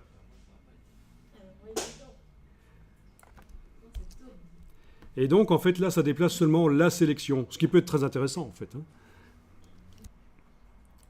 Donc, ça déplace seulement la sélection. Il est pas mal notre éléphant, je trouve. Mais en fait, c'est parce qu'on voulait déplacer les pixels de l'éléphant. Donc, dans ce cas-ci, on va désélectionner la sélection qui est là dans le désert. Menu sélection, désélectionner. Ou CTRL D, commande D sur le Mac. Donc il n'y a plus aucune sélection. D'ailleurs, la preuve, c'est que le menu sélection ne propose plus de désélectionner. C'est grisé, inaccessible. Et alors, je retourne sur l'image de l'éléphant. Et je vais prendre cette fois-ci l'outil qui permet de déplacer le contenu des sélections. C'est-à-dire, c'est cet outil-là, c'est l'outil de déplacement, en fait. Même principe. Je le positionne quelque part dans la zone. Quand on est en dehors, il est différent. Quand on est dedans, c'est une paire de ciseaux.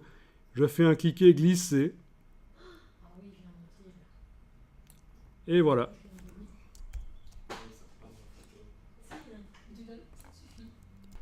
Et en fait, ce qu'on vient de créer, c'est un calque. Alors souvent, les débutants confondent les couches et les calques et ne comprennent pas trop à quoi ça sert. Bon, mais d'abord, regardez votre palette des couches. Votre couche alpha, elle n'est plus là. Parce qu'en fait, elle n'apparaît seulement quand on est dans l'autre image. Elle est dans l'autre image. D'accord. Pour l'instant, je suis sur l'image du désert. Donc c'est normal. Hein. Et les couches, c'est donc les couches constitutives des images, plus des sélections. Mais les calques, c'est différent. Ce sont des niveaux de construction. Et en déplaçant les pixels là dans le désert, j'ai créé automatiquement un calque. On va aller voir la palette des calques. Menu fenêtre, calque. Menu fenêtre, calque. Voilà. On a un calque ici qui contient l'éléphant. Alors on ne voit pas très bien, donc ce serait peut-être quand même l'occasion d'agrandir les vignettes dans cette palette. Hein. Les vignettes petites comme ça, c'est pratique quand on a des photomontages complexes avec beaucoup de calques, mais ici on n'en a pas beaucoup. Donc... Alors on va dans le menu, vous avez ici un menu pour chaque palette. Et vous avez en bas les options de panneaux. Et là vous avez le choix des plus grandes vignettes. Ok.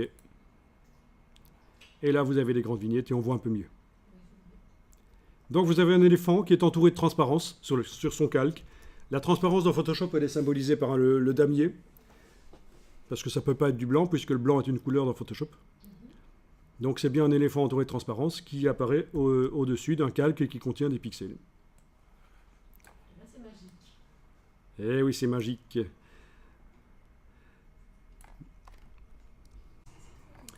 Donc, un calque qui a été créé. Je peux repasser en mode plein écran pour cette image-là sur laquelle je suis en train de travailler. Touche F, voilà, elle est en plein écran. Et donc, avec le Alt roulette, je zoome. Et avec la barre d'espacement, c'est le raccourci de la main. Donc, je ne suis pas obligé de quitter l'outil que j'ai actuellement, qui est l'outil de déplacement. Je ne suis pas obligé de changer d'outil dans la palette des outils. Et le raccourci de la main, c'est la barre d'espacement. Et vous avez évidemment le Alt roulette pour zoomer. C'est une des 4 manières de zoomer. Les autres, ça ne vaut pas la peine d'en parler. On n'est pas là pour étudier toutes les manières de faire dans Photoshop. Et donc l'outil de déplacement permet encore de déplacer l'éléphant dans le décor. On a des lignes roses qui apparaissent, c'est des lignes de repère, d'alignement. C'est l'outil de déplacement. Bon. Alors, l'éléphant, ben, il y a plein de problèmes à cet éléphant parce qu'il manque des choses. Il manque la queue, il manque les défenses. Bon, la sélection n'est pas propre, mais l'idée, c'est d'abord de voir, tiens, je le mets dans le décor, est-ce qu'il convient cet éléphant ou est-ce que je dois changer et en prendre un autre parce que l'idée, c'est ça, hein, c'est qu'il ne faut pas passer 15 minutes à faire une sélection propre sur l'éléphant, puis l'amener seulement dans le décor et se rendre compte que, tiens, c'est pas bon, il faut que j'en fasse un autre. Alors, rétrécir l'éléphant, le faire plus petit, ben oui, c'est possible. Alors, allons-y, menu image, taille, non, excusez-moi, menu édition, parce que ce n'est pas l'image qu'on veut modifier. C'est juste le calque qui est actuellement activé. Hein, vous voyez ? Édition, transformation manuelle. Raccourci commande T, en fait. CTRL T sur le PC, commande T sur le Mac. C'est une des choses les plus habituelles dans Photoshop, c'est de pouvoir redimensionner. Alors, voilà. On redimensionne, on valide avec le petit V. Et là, j'ai redimensionné, en fait, sans enfoncer la touche majuscule, et donc les proportions n'ont pas été conservées. Donc je vais faire édition annuler. Édition aller vers l'arrière. Jusqu'à ce que je récupère mon éléphant correct. Et je recommence le commenter, la transformation manuelle. Mais cette fois-ci, quand je prends une poignée du coin, j'enfonce en même temps la touche majuscule. Pas la touche caps lock, pas le verrouillage majuscule, c'est la touche majuscule. Je lâche le bouton de la souris, puis la touche au clavier, et voilà, l'éléphant est dimensionné. Je valide leur dimensionnement avec le petit V. Voilà, donc cette fois-ci, les proportions ont été gardées grâce à la touche majuscule. Bon, bah c'est pas mal comme ça. Donc là, on a commencé un photomontage, et il y a 2 erreurs majeures dans ce photomontage. Et on va expliquer comment faire mieux. Ok, donc enfoncez la touche F une fois, 2 fois, de manière à voir les 2 images. Et puis on va demander de les mettre côte à côte, ces deux images, pour comparer un peu. Attendez un peu, pour vraiment profiter de notre écran, les palettes qui sont sur la droite, on va les faire disparaître temporairement. Vous voyez toutes ces palettes qui sont sur la droite, elles vont disparaître pour qu'on puisse profiter de notre écran. Vous allez enfoncer la touche majuscule et vous la gardez enfoncée. Pas verrouillage majuscule, hein. La touche majuscule, vous la gardez enfoncée et vous enfoncez brièvement la touche tabulation.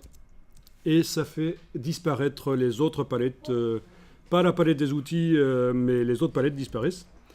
Et on peut les faire revenir par le même principe, hein, majuscule tabulation. Ça fonctionne comme ça dans tous les logiciels Adobe et c'est pratique quand on n'a qu'un seul écran pour profiter de son écran pour travailler les images. Ok, alors ensuite on va demander à Photoshop de nous mettre ces deux images côte à côte. On a bien affaire à deux images flottantes, elles sont bien séparées les unes des autres. Vous allez dans le menu Fenêtre, Réorganiser, et vous demandez deux vignettes verticales. Fenêtre réorganisée, deux vignettes verticales, et voilà, on a les deux images côte à côte. Alors, je vais vous montrer qu'il y a deux erreurs majeures dans cette image. Bon, première erreur, on en a déjà parlé. Hein. C'est qu'il y a certaines choses de l'éléphant, là, dans le désert, qui n'ont pas été transportées. Il a une défense, là, qui n'a pas été transportée. Il a, dans ce cas ici, une queue. Et pour les faire réapparaître, ben, c'est foutu, parce qu'elles n'y sont pas dans le désert. Ça, c'est la première erreur qu'on va corriger tout à l'heure. Deuxième erreur, on a diminué la taille de l'éléphant dans le désert. Et en fait, il aurait fallu faire l'inverse. Il aurait fallu augmenter la taille du désert, parce que ce qu'on a fait en diminuant la taille de l'éléphant, c'est qu'on a réduit le nombre de pixels qui composent l'éléphant. C'est à cette dimension-là qu'il nous le faut dans le désert, mais il faut qu'il soit toujours composé d'autant de pixels. C'est ça qui est subtil, vous allez voir. On l'a réduit peut-être au tiers de sa hauteur et de sa largeur. Ça veut dire qu'il est composé de 9 fois moins de pixels, si vous réfléchissez en termes de surface. Hein. Le tiers de la hauteur et de la largeur, ça fait 9 fois moins de surface, 9 fois moins de pixels. Essayez un peu ceci, zoomez sur l'œil de l'éléphant. Alors, je vais refaire quelque chose que j'ai fait tout à l'heure. Affichage, afficher, je vais décocher grille de pixels. Affichage, afficher, je décoche grille de pixels. Vous voyez que je me débarrasse des petites lignes blanches qui séparent les pixels. Voilà, vous zoomez sur l'œil de l'éléphant dans le désert. Et vous allez faire la même chose pour l'image originale de l'éléphant. Et vous allez voir que vraiment, on a perdu en qualité. C'est flagrant, je pense. Hein. On a un éléphant qui a été réduit là dans le désert, qui est composé de moins de pixels, il est moins précis. Et donc la solution, et ça c'est vraiment une erreur de débutant dans Photoshop, on trouve que l'éléphant, on a trouvé que l'éléphant était trop petit, trop grand dans le désert. Il était trop grand, on l'a réduit. Mais en fait, il fallait réfléchir autrement. C'était plutôt le désert qui était trop petit par rapport à l'éléphant, oui. Il fallait augmenter la taille du désert. Voilà comment on peut démarrer d'images de qualité et puis finalement se retrouver avec des images moins bonnes parce qu'en fait, souvent le décor est le maillon faible en fait. Hein. Le décor est le maillon faible, il est composé de pas assez de pixels. Mais c'est ce qu'on va faire ici, on va résoudre le problème. Travailler sur l'image de gauche, le désert, et aller dans la palette des calques, menu fenêtre calque. Oui, j'aurais pu faire majuscule tabulation pour la faire réapparaître, mais on peut aussi redémarrer de là, menu fenêtre calque.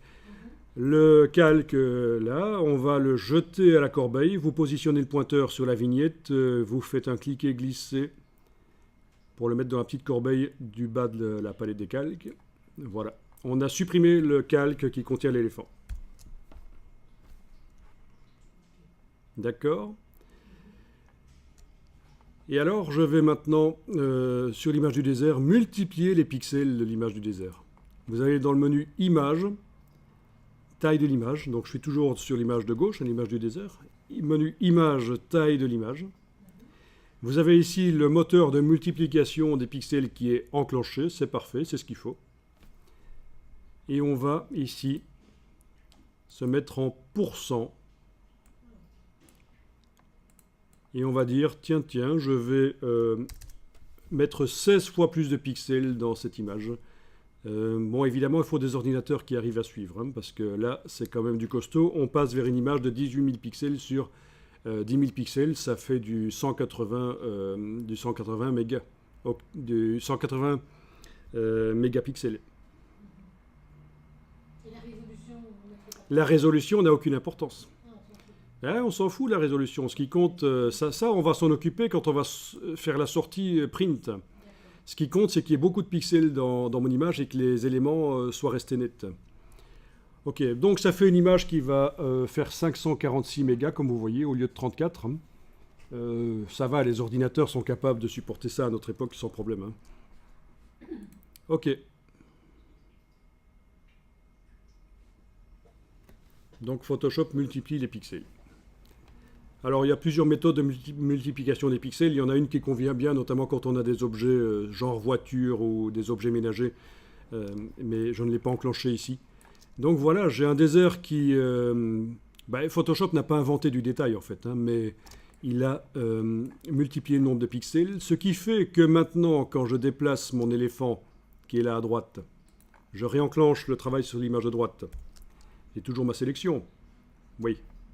Je prends mon outil de déplacement et je déplace. Mais quand je déplace l'éléphant, il va être quoi? 4 fois plus petit. Ben oui. Il est 4 fois plus petit. Logique, hein? Il est 4 fois plus petit dans le désert parce que le désert comporte 4 fois plus de pixels que la fois passée quand je l'ai déplacé.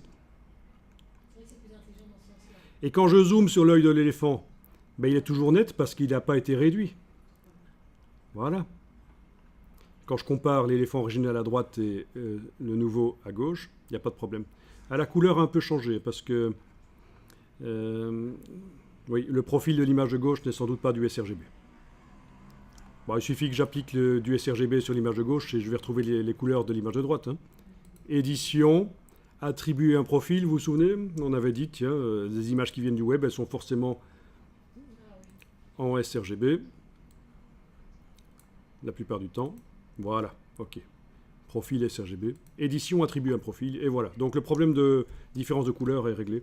Et tu l'as mis en profil sRGB? Oui, sRGB parce que c'est des images qui viennent du web, et donc il est probable que c'est le profil qui convient le mieux. Qu'en fait, ça veut dire qu'elles ont été faites, elles ont été prévues pour du matériel bas de gamme. Et c'est en disant à Photoshop que c'est des images pour du matériel bas de gamme que je vois les couleurs les plus justes, en fait. Hein. Les couleurs, ce que je suis censé voir quand je visualise ces images. C'est ça le principe. Hein. Il faut indiquer à Photoshop pour quel matériel elle est prévue l'image, et c'est à partir de là que, normalement, on voit les couleurs initialement prévues par le créateur de l'image. Ok, donc on a un éléphant, vous allez dire, il est peut-être trop petit, là. Oui, mais on peut l'agrandir. Parce que agrandir, c'est pas un problème. Je peux faire édition, transformation manuelle, donc commande T. Je peux, avec la touche majuscule, aller prendre une poignée du coin et l'agrandir. Ça, c'est pas un problème d'agrandir l'éléphant. Ça va pas faire perdre du détail.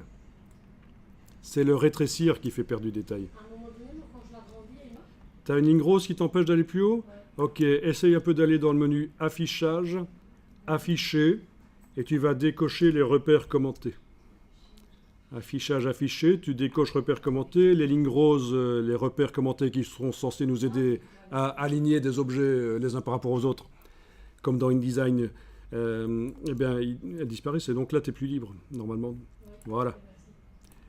Voilà, et je valide la transformation, et ça a multiplié les pixels de l'éléphant. Parfait. Et quand je zoome et que je compare, on pourrait même avoir un phénomène assez particulier, c'est que l'image agrandie de l'éléphant va avoir une meilleure qualité que l'image originelle. Haha. Quand je compare, oui. Parce que j'ai démarré d'un éléphant qui était composé de ce nombre-là de pixels, c'est l'image de droite, et en agrandissant, Photoshop a lissé, a multiplié les pixels. Normalement, il ne réinvente pas du détail, mais il peut lisser quand on multiplie les pixels, et je ne sais pas si vous voyez que l'image de gauche est d'une meilleure qualité que l'image de droite, en fait, au niveau du nombre de pixels. Oui. Donc ça, c'est quelque chose qui peut arriver.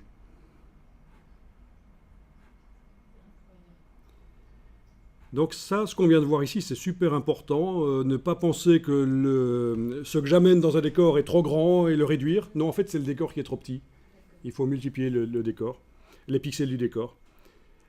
Ça suppose d'avoir une machine qui permet de tenir le coup au niveau des images qui sont quand même assez costaudes, là. On a quand même une image d'un demi-giga. Faites ça sur un ordinateur qui est sorti début des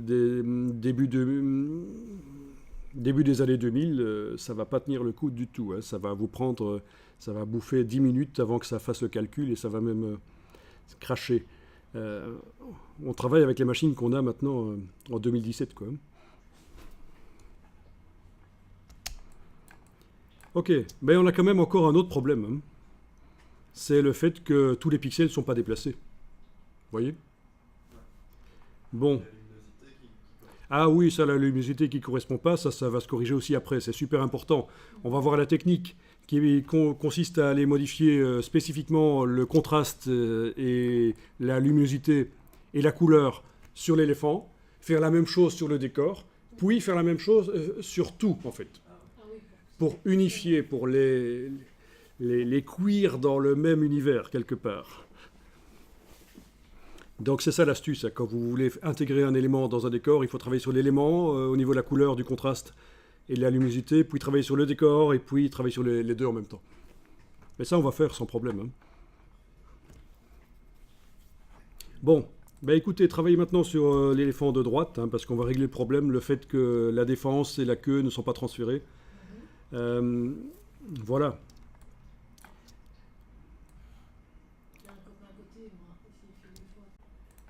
D'accord, donc tu avais un problème, tu avais deux éléphants, tu en avais déplacé un sans doute en enfonçant la touche Alt, ça fait une copie. Bon, donc on s'en est sorti en faisant édition, aller vers l'arrière, et le raccourci c'est commande Alt Z. Alors on peut revenir 50 fois en arrière dans Photoshop, mais on peut modifier dans les préférences pour aller jusqu'à 1000 fois en arrière. Donc c'est ce qu'on appelle l'historique. 1000 fois ça paraît beaucoup, ou 50 fois ça paraît beaucoup, mais en fait il faut savoir que chaque coup de pinceau qu'on fait quand on utilise le pinceau, c'est une action, et donc ça va très vite pour créer des actions dans Photoshop, et voilà. Ok, donc on a déplacé le contenu de la sélection, mais maintenant on va faire quelque chose de mieux. Vous allez d'abord faire ceci, attendez un peu, je vais voir si dans votre version on peut directement le faire. Vous avez toujours votre sélection qui est active là. Vous allez dans le menu calque en haut de l'écran. Donc faites bien attention parce que pour toute la suite de la formation, je vais dire menu calque en haut de l'écran. Et il ne faut pas commencer à aller chercher où c'est là-dedans, dans le menu là. Non, c'est le menu calque en haut de l'écran. Et là, je vais dans masque de fusion.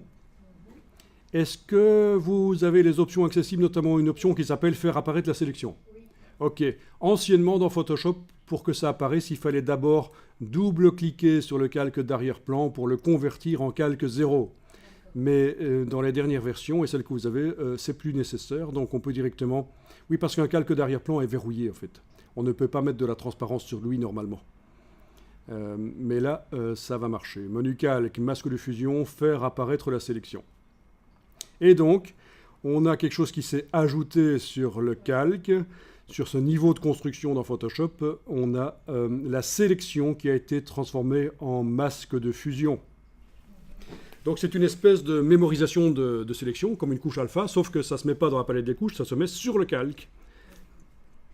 Ça peut se désactiver temporairement avec la touche majuscule. Quand vous cliquez sur lui, il est désactivé. Vous voyez le décor qui réapparaît. Touche majuscule.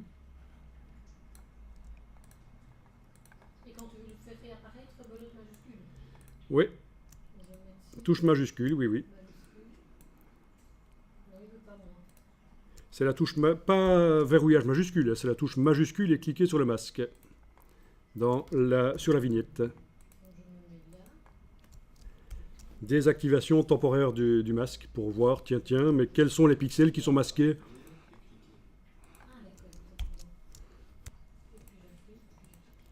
Voilà. Ah, tant que j'y suis dans la palette des calques, faites attention à ceci. N'enclenchez pas ça par erreur. c'est le filtrage des calques. C'est-à-dire quand on a beaucoup de calques dans la palette des calques, pour des photomontages complexes, on a la possibilité de n'en faire apparaître que certains. Oui, quand vous cliquez là aussi, ça le fait. Vous voyez que vous avez l'impression que vous n'avez plus de calques dans la palette des calques. Mais en réalité, c'est juste que j'ai demandé d'afficher deux types de calques ici seulement. Les calques de réglage et les calques de type texte. Et comme j'en ai pas du tout, les calques pixels, oui, j'ai pas demandé qu'ils apparaissent. Vous voyez, c'est ça le principe. Hein. Donc vous désactivez par là. Ça, c'est une nouveauté de Photoshop, pouvoir demander de ne faire apparaître que certains types de calques. Les calques vectoriels, les calques objets dynamiques, les calques pixels, forcément il apparaît là parce que c'est un calque pixel. Donc voilà, vous connaissez l'astuce. Si vous avez vos calques qui disparaissent de la palette des calques, vous vous demandez pourquoi, c'est certainement ce petit truc-là. Le filtrage des calques, réduire l'affichage des calques dans la palette des calques pour n'afficher que certains types de calques. Ok, je reviens au masque là. Le masque, vous avez possibilité de cliquer sur lui avec la touche Alt. Et qu'est-ce qui se passe alors? Eh bien, vous voyez le masque qui apparaît en grand dans la fenêtre. Ça, c'est votre sélection de tout à l'heure qui a été transformée en masque, qui a été mise sur le calque. C'est la touche Alt. Ça peut être pratique aussi. D'accord? Voilà, vous avez vu majuscule pour désactiver le masque temporairement et Alt pour le voir en entier. Ok. Alors, ce qui va se passer ici, c'est qu'en fait, on va déplacer la totalité de l'image de l'éléphant dans le désert. Étant donné qu'il a un masque, il n'y aura que l'éléphant qui apparaîtra, les végétations n'apparaîtront pas. Alors, pour le déplacer, vous avez deux possibilités. Avec l'outil de déplacement, vous vous mettez sur l'éléphant là et vous déplacez. Ou alors, vous prenez carrément la vignette et vous la déplacez. En tout cas, dans tous les cas, il ne faut absolument pas de sélection en pointillé quand on fait ça. Ce n'est plus le système de sélection en pointillé comme on a vu tout à l'heure. On a ici affaire à un calque qui a un masque de fusion. Si jamais vous aviez une sélection en pointillé, vous auriez une mauvaise surprise. Ce ne serait pas tout qui se déplacerait en fait. Ok, donc là par exemple, je prends la vignette et je la déplace sur le désert. Et voilà. Et alors, j'obtiens un deuxième calque là, avec le masque qui est là. Bon, le premier calque là, il ne nous sert plus, hein, c'est pas bon. Hein. On peut le jeter. Je ne vais garder que le deuxième, celui qui est sérieux là.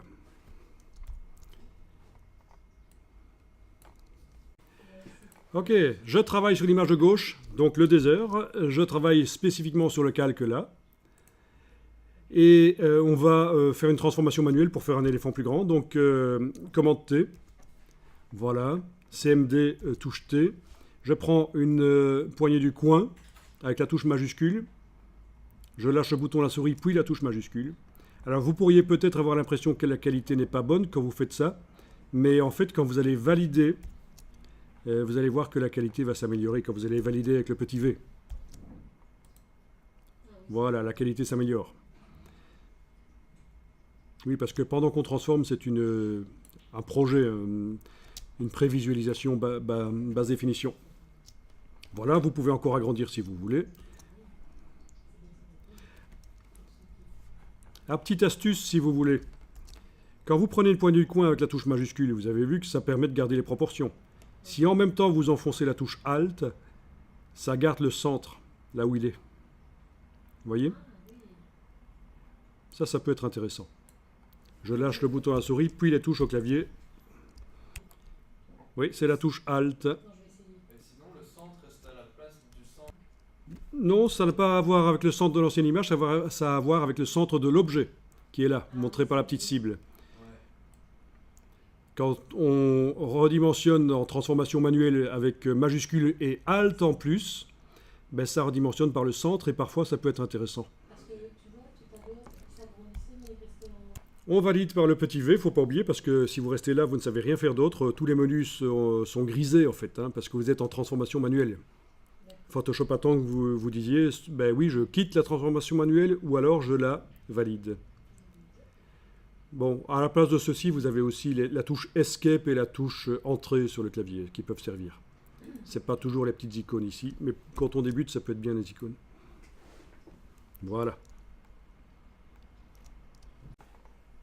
Alors, l'image de droite, je peux la fermer. L'arrière-plan, tu l'avais dit aussi. Oui, en fait, quand je passe sur l'image de droite, l'arrière-plan n'est plus visible. La palette des calques montre toujours ce qui concerne l'image actuellement activée. Voilà, si je réactive le désert, je vois l'arrière-plan. Il est verrouillé, mais uniquement pour la transparence, à l'arrière-plan. Voilà, ok, je passe sur l'image de droite, l'éléphant original, je vais le fermer. Je vais mettre à jour éventuellement, oui, je peux enregistrer.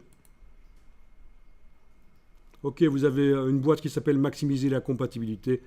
C'est pour, juste pour faire en sorte que le fichier Photoshop soit compatible avec d'anciennes versions Photoshop. Sinon, vous ne pourrez pas l'ouvrir dans une version CC 2014, etc. Vous pouvez demander de ne plus afficher. Donc ça va faire un fichier un peu plus gros, mais je vous conseille de toujours faire ça, c'est bien. Maximiser la compatibilité. Le fichier va être plus gros s'il est compatible avec d'anciennes versions de Photoshop, mais c'est toujours mieux. Ok, pourquoi est-ce que j'ai fermé l'éléphant droite? Parce qu'en fait, la totalité de l'image de l'éléphant est dans le désert maintenant.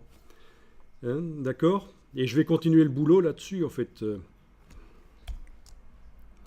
Donc je peux passer plein écran, touche F.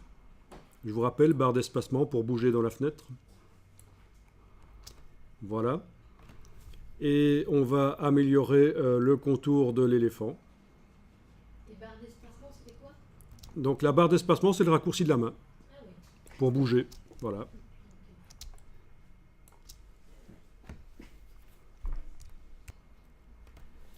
Donc, je décide, tiens, l'éléphant, il convient bien pour ce que je veux faire. Là, c'est parfait.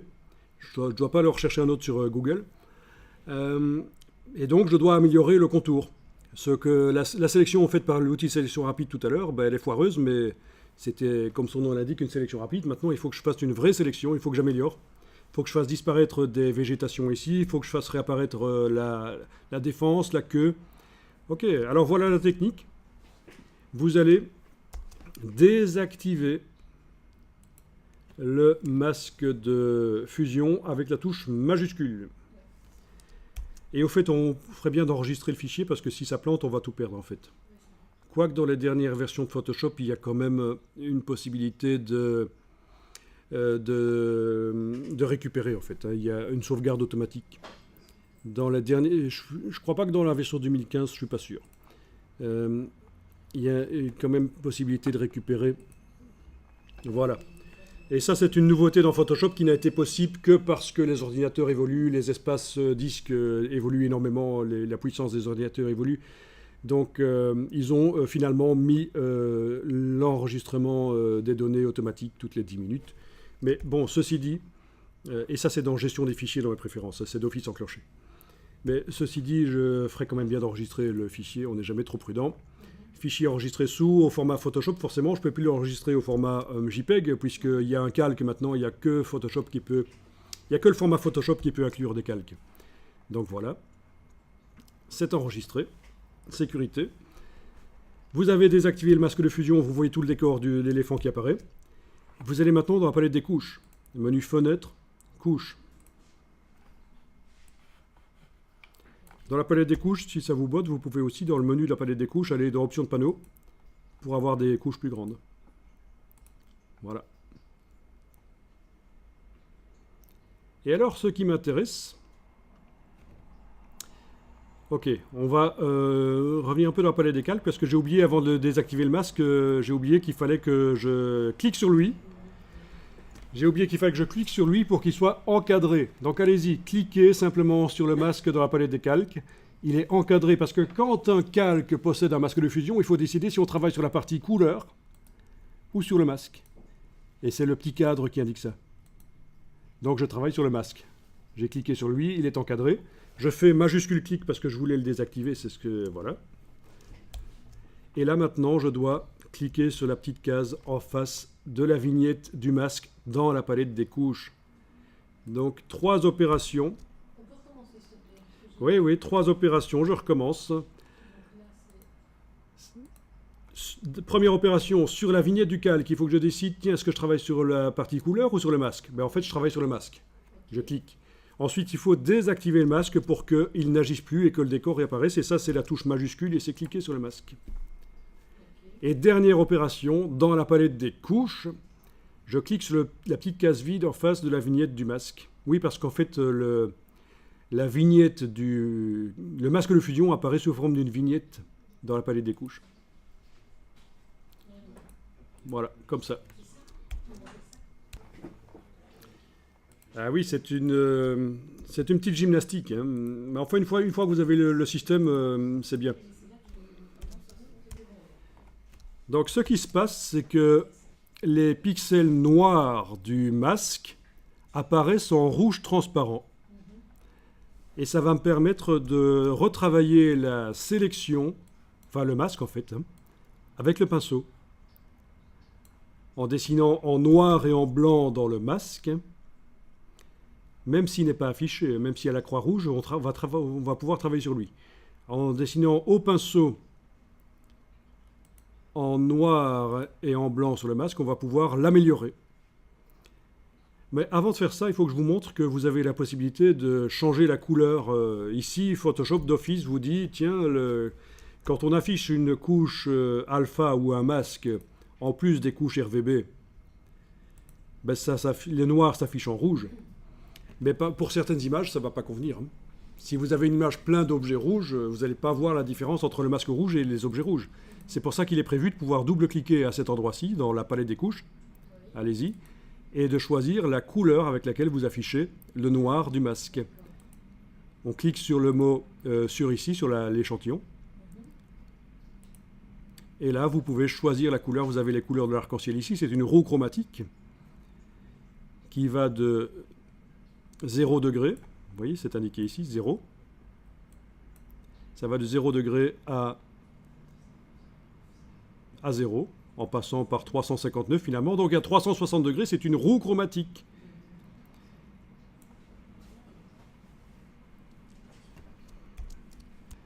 Voilà, par exemple ici, je choisis plutôt du vert dans la teinte, en fait, ce qu'on appelle la teinte sur la roue chromatique. Puis je peux choisir d'avoir du vert un peu moins fort. Ouais, je pourrais choisir du bleu aussi, oui. Voilà, tiens, du bleu. OK. OK. Et voilà, j'ai maintenant le noir du masque qui apparaît en bleu transparent.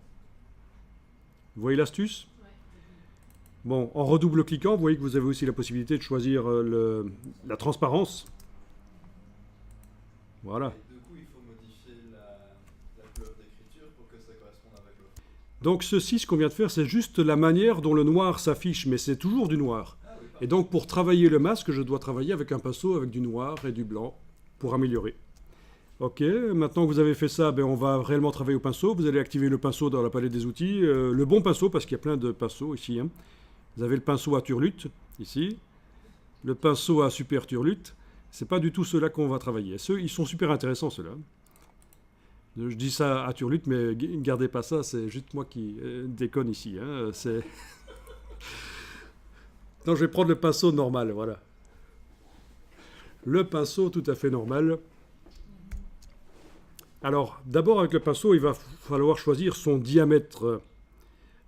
Pour choisir le diamètre du pinceau, on va utiliser un raccourci clavier. Est-ce que vous voyez la croix du pinceau là ? Oui. Vous allez enfoncer sur le clavier, que vous soyez sur un Mac ou sur un PC, c'est les mêmes touches. CTRL et ALT. Vous enfoncez CTRL ALT sur le clavier, vous les gardez enfoncés. Et alors, si vous êtes sur un Mac, ce qui est le cas actuellement, vous enfoncez le bouton gauche de la souris. Vous le gardez enfoncé et vous bougez de gauche à droite et vous voyez que vous pouvez déterminer le diamètre de la brosse. Donc c'est les touches CTRL ALT et clic gauche de la souris du Mac et bouger de gauche à droite pour le diamètre. Alors l'astuce, c'est que sur un PC, pour faire ça, il faudra utiliser le bouton droit de la souris. Alors si vous bougez de haut en bas, c'est la dureté de la brosse, parce que vous voyez que la brosse, elle a un flou, mais vous pouvez diminuer le flou de la brosse en bougeant de haut en bas. On va faire quoi avec cette brosse ? Alors cette brosse va nous permettre d'aller dessiner en noir aux endroits où il y a des choses à faire disparaître, et en blanc aux endroits où il y a des choses à faire apparaître. Et donc, vous allez devoir régulièrement modifier le diamètre. Bon, vu que c'est un éléphant qui n'a pas de duvet, il a plutôt des bornettes, je vous conseille de faire une brosse avec une dureté de 100%, comme ça, plutôt qu'une brosse à bord flou. Pour des objets à bord flou, comme des animaux à duvet, avec des poils,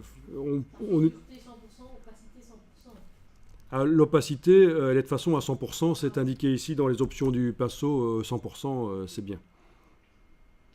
Et normal, il faut toujours vérifier quand vous utilisez le pinceau que vous êtes en mode d'application normale, ça veut dire recouvrant, et opacité 100%. Et on clique sur Alt alors quand je fais disparaître un truc? Non, non, non, c'est pas ça la solution, c'est pas cliquer sur Alt pour faire disparaître. On vérifie d'abord, tiens, quelles sont les couleurs qu'on a dans la palette des outils. Est-ce que vous avez du noir et du blanc? Oui. Parfait. Faites un petit test, cliquez sur l'échantillon là. Oui. Vous voyez apparaître le sélecteur de couleurs. Et vous pouvez choisir n'importe quelle couleur. C'est en fait la couleur avec laquelle on dessine. Mais vu qu'on travaille sur une couche seule, qui n'a pas de possibilité d'avoir autre chose que du noir, du blanc et du gris, ben chaque fois que je choisis une couleur, c'est du gris qui vient à la place. Logique, hein? Bon, mais en fait, il me faut du noir et du blanc. Donc vous avez ceci qui permet de ramener rapidement du noir et du blanc dans la palette des outils. C'est cette petite icône. Voilà. Vous avez du noir et du blanc? Parfait. Autre chose intéressante, c'est l'icône, la double flèche ici, qui permet d'inverser les cases pour avoir... Parce qu'en fait, la couleur avec laquelle on dessine avec le pinceau, c'est celle qui est à l'avant-plan. Vous voyez, celle qui déborde sur l'autre. Et parfois, vous allez devoir dessiner en blanc, dans le cas de cet exercice. Parfois, vous allez devoir dessiner en noir. Ah oui, donc on ira changer là. Oui, sauf qu'il y a un raccourci clavier pour faire ça, c'est la touche X. Quand vous enfoncez la touche X sur le clavier, vous n'avez même pas besoin d'aller sur cette petite icône pour inverser. Ça inverse. Alors si vous aimez John Travolta, vous pouvez garder la touche X enfoncée et vous avez du disco qui apparaît. Mais oui. Bon, ça ne sert à rien en fait, hein, évidemment. D'accord, donc je dessine au pinceau en normal 100% avec du noir. Et bien je vais zoomer et aller dessiné sur la végétation ici. Et qu'est-ce qu'on remarque? Ben, ça apparaît en bleu transparent parce que j'ai demandé que la vignette du masque apparaisse en bleu transparent. Mais c'est vraiment du noir que je mets dedans. Alors, il ne faut pas être trop perfectionniste non plus. Et alors, vous allez devoir régulièrement utiliser la barre d'espacement pour bouger dans la fenêtre, la halte roulette pour zoomer. Ne zoomez pas trop près non plus, on n'est plus dans les années 90 où on faisait du travail pixel par pixel. Donc il ne faut pas trop zoomer. On ne fait que cliquer, hein, c'est ça? Oui, c'est ça, on clique et on bouge. On clique et on bouge. Alors évidemment, le mieux c'est d'avoir une tablette avec un stylet pour faire ça. La souris, c'est pas génial. Vous pouvez modifier le diamètre. Je vous rappelle que c'est CTRL-ALT et clic gauche sur le PC. Non, excusez-moi. CTRL-ALT et clic gauche sur le Mac, voilà, et puis sur le PC ce serait CTRL ALT et clic droit, mais ici je suis sur un Mac, c'est donc CTRL ALT et clic gauche, voilà. Donc on est censé aller nettoyer toutes les erreurs de l'outil sélection rapide.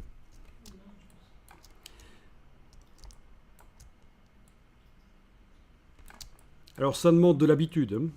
Quand vous êtes débutant, ça peut vous prendre beaucoup de temps. Ça peut prendre 10 minutes pour faire ça, et quand on est un peu plus pro, en 2 minutes, c'est fait.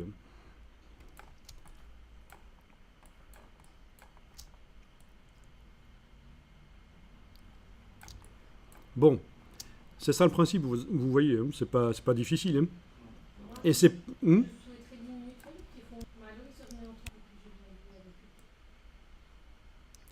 Et c'est grâce à ça que vous allez pouvoir même faire des détourages sur des images très difficiles, impossibles à faire de manière automatique dans Photoshop. On verra ça plus tard. On fera un animal brun sur un fond brun et vous allez voir que c'est possible de le faire. Ok, alors ici j'enfonce la touche X. Je travaille donc avec du blanc. C'est censé faire réapparaître des choses. Je vais donc faire réapparaître ici par exemple la défense. Voilà. Il y avait autre chose à faire réapparaître. Il y avait la queue ici. Mais alors ce qui est génial avec ce système, c'est que je ne suis pas obligé de le faire maintenant en fait. Je peux très bien continuer tout le reste de mon travail dans Photoshop avec cet éléphant. Et à la fin, quand j'ai mis le texte, quand j'ai mis d'autres éléments dans le désert, là, je peux très bien à la fin aller nettoyer chaque masque de fusion en fait. Hein. Donc là aussi, vous pouvez faire place à la créativité et d'abord placer les éléments les uns par rapport aux autres, faire votre composition et puis nettoyer à la fin.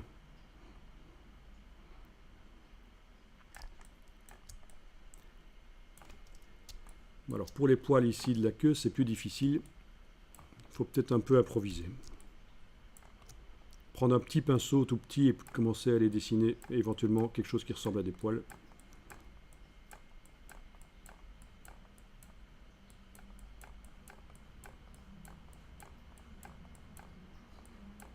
Ça peut être mieux fait que ça. On peut contrôler le pinceau et dire qu'à la fin du trait, ça devient plus fin, mais on n'en est pas là. Et ici, c'est la découverte de Photoshop. Touche X, je peux aller dessiner en noir aussi. Voilà.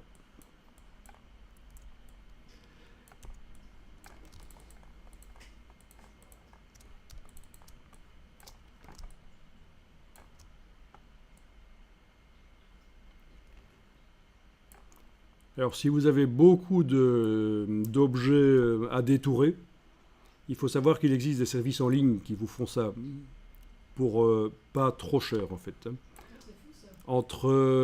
Entre 2 et 8 dollars l'image, suivant la complexité, vous pouvez avoir ça. Donc, je le mentionne ici, mais il faut savoir que ça tue un peu l'emploi aussi, puisque c'est délocalisé en Asie.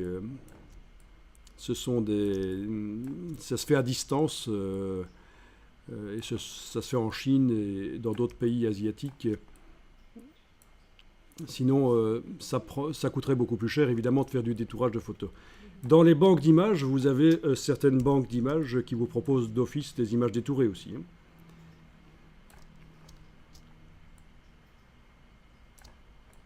Alors, de temps en temps, si vous voulez, vous pouvez enlever l'œil en face du masque dans la palette des couches pour voir la photo sans le truc bleu par-dessus, là, sans la couleur bleue par-dessus. Comme ça, vous comprenez à quoi vous avez affaire. Alors, quand vous faites un travail comme ça, il faut réfléchir et se dire, tiens, l'image finale, elle sera vue à quelle dimension parce que bon, si c'est pour à la fin réduire l'image en tout petit, parce que vous l'imprimez en tout petit, ben, ça veut dire que le détail ici ne compte pas beaucoup, en fait. Hein. Par contre, si ça va être très grand, que le détail va être visible, ben, il faut faire un truc propre. Donc il ne faut pas surinvestir en temps pour quelque chose qui finalement va être réduit.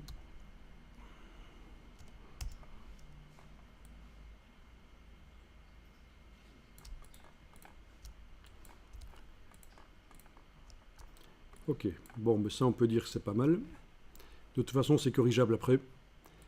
Je mets à jour le fichier sur disque dur, fichier enregistré. Alors, quand c'est fini, ben, il faut enlever l'œil en face du masque dans la palette des couches. Il faut réactiver le masque avec, en cliquant sur lui, tout simplement. Majuscule clic ou clic sur lui, ça enlève la croix rouge et voilà, vous avez un éléphant qui est plus propre au niveau de son détourage. Un masque peut également se travailler directement. Je veux dire, s'il est encadré sur le calque là, et que vous allez dessiner en noir et en blanc, ça permet aussi de travailler directement sur lui.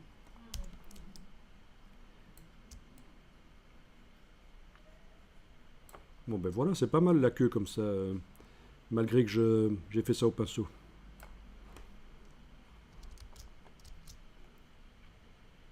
Il y a une partie verte qui reste, mais ça peut s'enlever.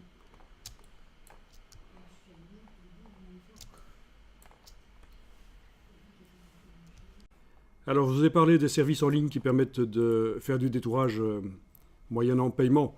Vous allez les trouver assez facilement en tapant ceci, en fait, dans Google.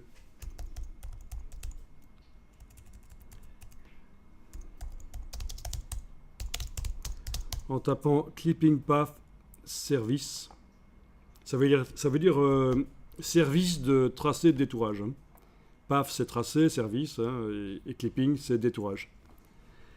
Eh bien, vous allez trouver plein de... Ce sont des gens qui s'éclatent à le faire ou alors ils ont des programmes bien spécifiques? Non, ce sont des gens qui sont payés pour faire ça et vu que c'est en Asie et que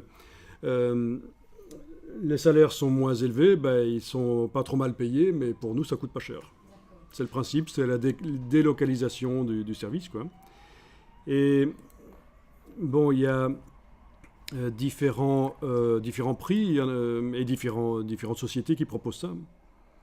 Voilà, ça démarre à 29 centimes de dollars ici. Et en fonction de la complexité, vous avez les prix qui peuvent augmenter jusqu'à 8 dollars en général. Ah voilà, pour les cheveux, là, ça démarre à partir de 1,50 $. C'est vrai que c'est pas excessif, hein. Et il n'y a pas ça en Europe. Je ne pense pas que ça existe en Europe parce que ça serait trop cher en fait. Ok. Si ça prend 15 minutes pour faire un boulot en Europe, ça devrait être facturé au minimum 20 € en fait. Mais je dis pas que ça n'existe pas. Voilà. Ah oui, on peut même leur envoyer gratuitement 2 images pour qu'ils nous testent ça. Enfin voilà, il y en a plein, hein. J'en ai montré certains, mais je ne garantis pas que ceux-là sont les bons. Si ça vous intéresse, il faut le savoir. Si vous avez un catalogue à faire avec des objets et que on vous fournit des objets, 300 photographies et faire un catalogue d'objets, voilà, vous n'avez pas le temps de détourer, vous pouvez faire appel à eux. Bon, ceci dit, pour des objets, on peut aussi les photographier sur un fond blanc. Et il y a des solutions qui vont éviter de devoir faire du détourage. Vous voyez, au moment de la prise de vue, il faut réfléchir aussi pour peut-être éviter de devoir faire du détourage par la suite, photographier sur fond blanc avec des box spéciaux, des lightbox. Si on fait ça avec des cheveux, par exemple, on teste une texture comme ça dans... Donc je vous disais, hein, si au moment de la prise de vue, vous utilisez une lightbox, hein, ici j'ai juste tapé dans Google Lightbox photo et vous voyez des boîtes à lumière qui peuvent même être fabriquées pour moins d'1 € chez vous en fait, hein. Vous avez plein de sites qui vous expliquent comment faire vos propres lightbox pour photographier vos objets, et ça compte beaucoup quand on fait du e-commerce évidemment. Et si vous faites apparaître vos objets sur un fond blanc, vu qu'ils sont sur un fond blanc au moment de la photographie, il n'y a plus de détourage nécessaire. C'est ça la beauté de l'histoire. D'accord ?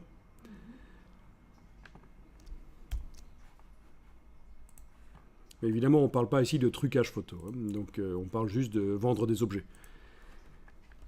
Pour les trucages photo, il faut détourer. Alors je vous parlais aussi des banques d'images qui proposent des images avec déjà du détourage inclus. Là j'ai juste tapé ImageBank Alpha Channel et je tombe sur des banques d'images. Il en existe plein, notamment ici c'est Shutterstock, mais il y en a plein d'autres des banques d'images avec différents prix. Et on voit qu'ils proposent des images, notamment ici des images de fumée, accompagnées d'une couche alpha qui va permettre de mettre la fumée avec de la transparence. Parce que vous voyez que la couche alpha a du gris, ce qui n'est pas le cas de la couche alpha qu'on a faite jusqu'à présent. Elle n'a pas beaucoup de gris, sauf un peu le bord du pinceau a un peu de gris, mais on n'a pas vraiment de la transparence nécessaire pour l'éléphant, hein. Mais pour des histoires comme du feu ou des poils, bien sûr, il faut qu'il y ait du gris qui va faire de la transparence. Donc on a des banques d'images qui proposent évidemment des images avec directement des tracés vectoriels ou des couches alpha. Ça va être assez intéressant pour éviter de devoir faire du boulot supplémentaire vous-même. Mais ça coûte évidemment. C'est payant. Les banques d'images, c'est un service payant. Alors, vous allez sauvegarder, fichier enregistré. Donc, on a mis à jour le fichier sur disque dur. On va également enregistrer sous un autre nom, parce que je vous conseille vraiment de régulièrement enregistrer vos fichiers sous un nom différent. Donc, cette fois-ci, je vais dans Fichier enregistrer sous. Et à la fin du nom... Ah, il me dit que c'est impossible parce qu'il est actuellement en train d'être enregistré en arrière-plan. Oui, puisque les logiciels Adobe maintenant enregistrent en arrière-plan, c'est-à-dire que vous pouvez continuer à travailler dans le logiciel pendant que ça enregistre. Donc il était toujours en train d'enregistrer ma première image là. Maintenant je fais fichier enregistré sous. Ah, mais enfin, il est toujours en train de l'enregistrer en arrière-plan, ça veut dire que le fichier est devenu un peu gros, hein.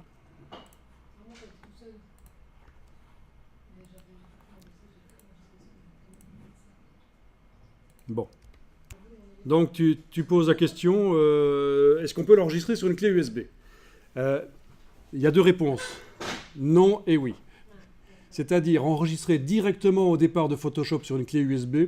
Non, il ne faut absolument pas, il ne faut jamais utiliser une clé USB comme espace de travail sur lequel tu mets les images que tu es en train de travailler dans Photoshop. Une fois que c'est sur le bureau, tu peux transférer sur une clé USB après, évidemment. Mais ça, c'est un gros piège. Les clés USB ne sont pas des périphériques de travail. Un disque dur externe, ça marche, mais pas une clé USB. Ok, fichier enregistré sous ça marche. Je vais ici enregistrer sous un autre nom, mais je vais simplement ajouter à la fin du nom ici un incrément. Je vais indiquer 02. Voilà. Et pourquoi je fais ça? Parce que je vais faire des petits tests et je ne voudrais pas perdre la première version. Donc je conseille qu'on soit dans Illustrator, Photoshop, InDesign de toujours faire comme ça. À chaque modification majeure que vous allez faire dans le fichier, enregistrez-le sous un nouveau nom. Comme ça, vous gardez les versions d'avant. Si jamais vous foirez complètement, au moins, il vous restera les versions d'avant. Bien sûr, le CTRL-Z, l'annulation, ça existe, mais sécurité avant tout. Donc, il ne faut pas perdre le travail qu'on a fait. Et alors ici, on va faire un petit test. Je vais vous montrer qu'on peut modifier la position des pattes et de la trompe de l'éléphant pour le positionner différemment. C'est ce qu'on appelle le système de la marionnette. Ça veut dire que quand vous faites des photos, même de personnages, si la personne n'a pas la main, le bras positionné ou les jambes positionnées comme vous voulez exactement, plutôt que de devoir refaire un photoshoot, de devoir recommencer une séance photo, vous pouvez modifier la position des membres grâce à la marionnette. Je vais dans un premier temps faire la marionnette d'une manière qui n'est pas idéale, mais après je vais vous montrer qu'on peut faire mieux. Et puis après, on fera des corrections couleurs et même de l'ombre, éventuellement, de l'ombre projetée sur le sol pour l'éléphant ou de l'ombre diffuse. Enfin, il y a plein de choses à apprendre. On verra aussi que cet éléphant qui est dans le désert, on peut très bien le transporter très rapidement vers une autre image, une image de rue par exemple, une vue photographiée dans une ville. Et tout le boulot qu'on a fait ici, il ne sera pas à refaire, bien sûr. Hein. Alors, vous avez votre calque de l'éléphant qui est actuellement activé. Vous n'avez aucune sélection, c'est ce qu'il faut. Le menu sélection désélectionné ne propose pas de désélectionner, donc il n'y a aucune sélection. Et on va aller dans le menu édition, déformation de la marionnette. Voilà, édition, déformation de la marionnette. Et alors, vous avez votre éléphant qui est entouré d'un filet maintenant. Hein, c'est pas parce qu'il va sortir le samedi soir pour aller faire un striptease ou je ne sais quelle saloperie. Non, c'est pour pouvoir le déformer en fait. Donc vous allez pouvoir éventuellement ne pas afficher le filet. Vous décochez afficher filet là au-dessus ou alors vous faites un clic droit et vous demandez masquer le filet. Donc le filet est toujours là mais on ne le voit plus en fait. Et alors le principe, c'est que vous allez devoir mettre des punaises sur les parties principales de l'éléphant, en cliquant, comme ça, une punaise. Si vous voulez l'enlever, il faut revenir dessus et enfoncer la touche Alt et cliquer sur elle, elle s'en va. Donc je mets une punaise sur le derrière de l'éléphant, j'en mets une sur la tête, j'en mets une sur chaque bout de patte. Voilà.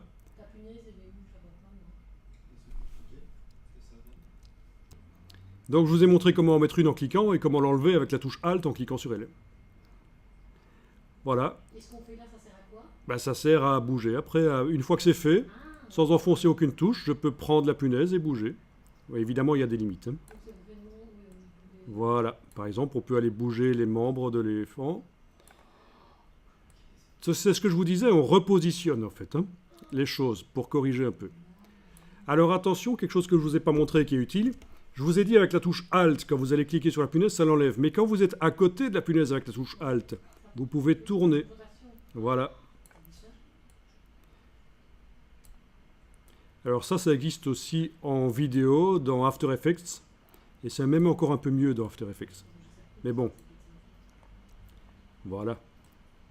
Alors il y en a qui se servent de ça, des punaises, de la déformation de la marionnette. Il y en a qui s'en servent pour modifier la dimension des choses pour épaissir ou amincir, et aussi pour faire sourire les gens. En mettant des punaises sur le visage, on peut modifier l'expression du visage. C'est une des solutions. Voilà. Donc il y a même possibilité, bien sûr, de faire en sorte que l'éléphant soit debout. Bon, je vais peut-être devoir supprimer d'abord des punaises, sinon c'est trop compliqué. Il faut que dès le départ, j'ai choisi qu'il soit bien debout. Donc qu'est-ce que je vais faire? Eh bien ici, je vais peut-être le prendre comme ça, et voilà. Voilà, vous pouvez même avoir un éléphant qui marche sur ses pattes arrière, enfin tous les délires possibles, utiles pour faire de la publicité.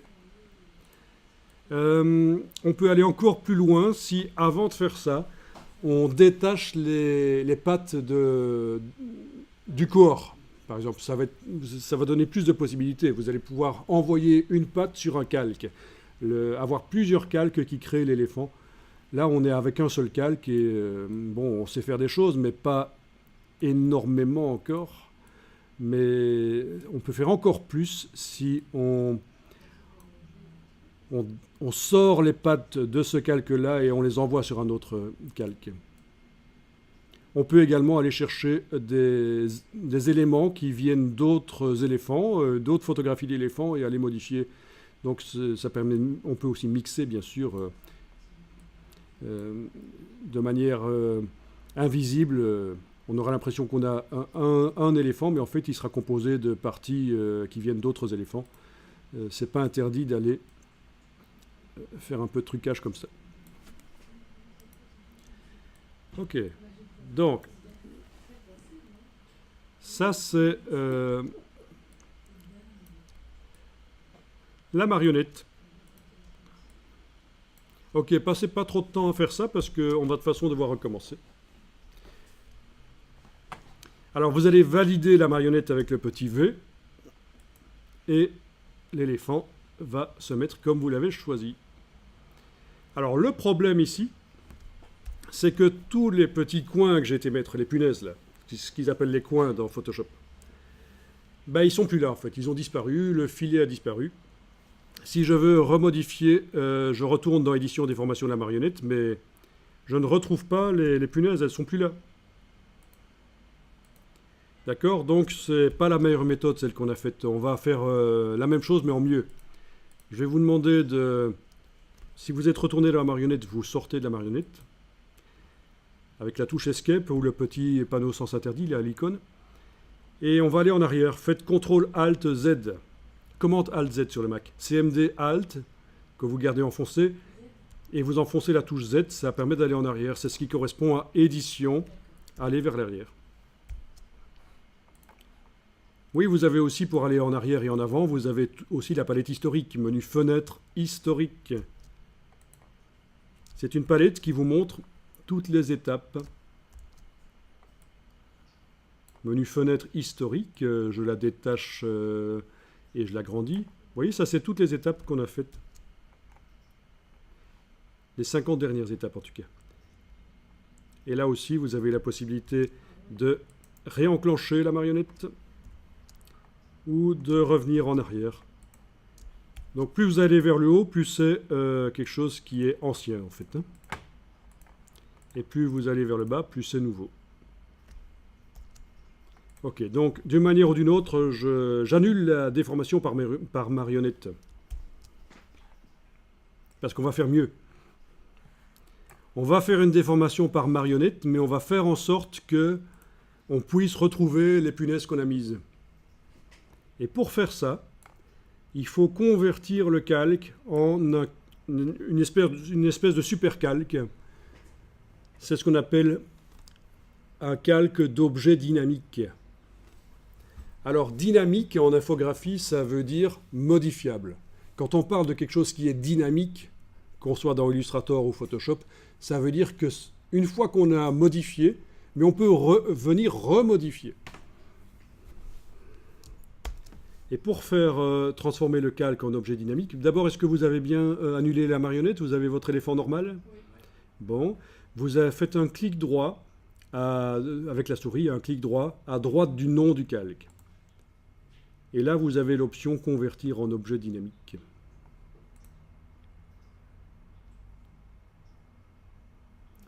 Donc ce que ça fait, c'est que ça met le calque dans un objet spécial, un calque spécial qu'on appelle un objet dynamique. Donc c'est un peu lent parce qu'on a quand même pas mal de pixels ici. Voilà. Bon, n'oubliez pas que je suis sur un portable et vous n'êtes pas sur des portables. Enfin, et que moi en plus j'enregistre en vidéo en même temps et que ça ralentit pas mal aussi. Oui, oui. Alors vous avez ici un calque spécial et on voit que c'est un objet dynamique grâce à la petite icône ici. Alors attention, un objet dynamique, on ne peut pas modifier avec le pinceau le contenu d'un objet dynamique. Essayez. Si vous prenez le pinceau et que vous cliquez sur l'objet dynamique, Photoshop vous met le message « Vous devez pixeliser cet objet dynamique avant de continuer ». Et le contenu ne sera plus modifiable. Il faut évidemment ne jamais répondre « OK » à cette question. C'est pour ça que j'en parle maintenant, c'est parce que forcément vous allez à un certain moment vouloir dessiner au pinceau sur un objet dynamique et ça va vous mettre ce message. Et le message est ambigu parce que ça indique « Vous devez le faire ». Mais non, pas du tout. J'annule. Donc il faut le savoir. On ne pixelise pas un objet dynamique parce qu'il va redevenir un calque normal. Et le masque de fusion qu'on a fait tout à l'heure, en fait, il est à l'intérieur. Et j'en ai peut-être encore besoin. Et il n'est peut-être pas parfait. Je vais encore le modifier. On verra tout à l'heure comment entrer dans l'objet dynamique et modifier le masque de fusion dans l'objet dynamique. Mais on va faire la marionnette maintenant sur cet objet dynamique. Vous allez dans le menu Édition, Déformation de la marionnette. Et vous allez pouvoir recommencer la même chose que tout à l'heure. Mettre des punaises et modifier, mais ce n'est pas nécessairement énormément, hein, c'est parfois juste modifier un peu la position des membres.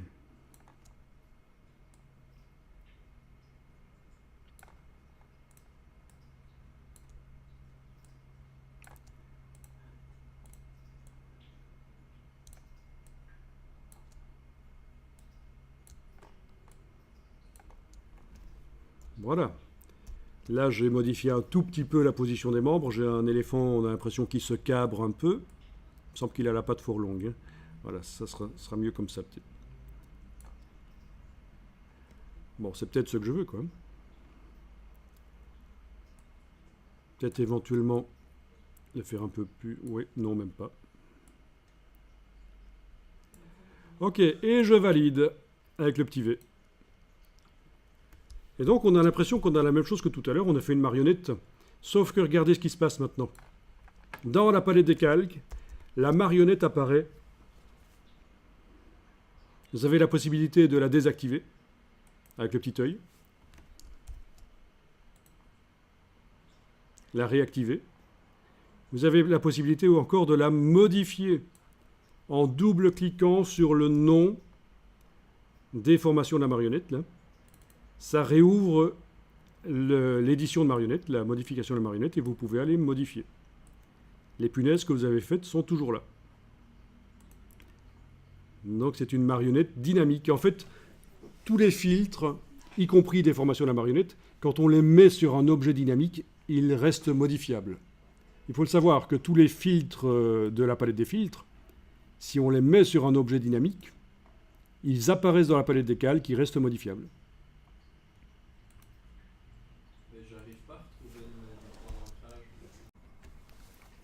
Bon, alors, en supposant vous voulez modifier le masque de fusion de tout à l'heure, pour modifier la silhouette, par exemple, vous trouvez que cette petite boursouflure là, il faut la supprimer, ou je ne sais pas, moi, ou autre chose, ou vous avez oublié de faire apparaître quelque chose, vous voulez que l'éléphant soit plus fin, on va pouvoir lui modifier ça, mais il va falloir entrer dans l'objet dynamique en double-cliquant sur lui, à cet endroit-là.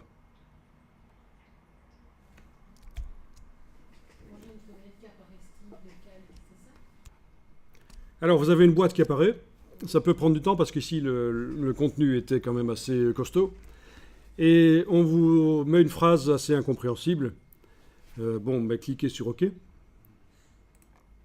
Et en fait, ce qui se passe, c'est que ça ouvre dans une nouvelle fenêtre, ça ouvre le contenu de l'objet dynamique. Et le contenu, c'est quoi? C'est la totalité de l'image de l'éléphant avec un masque de fusion.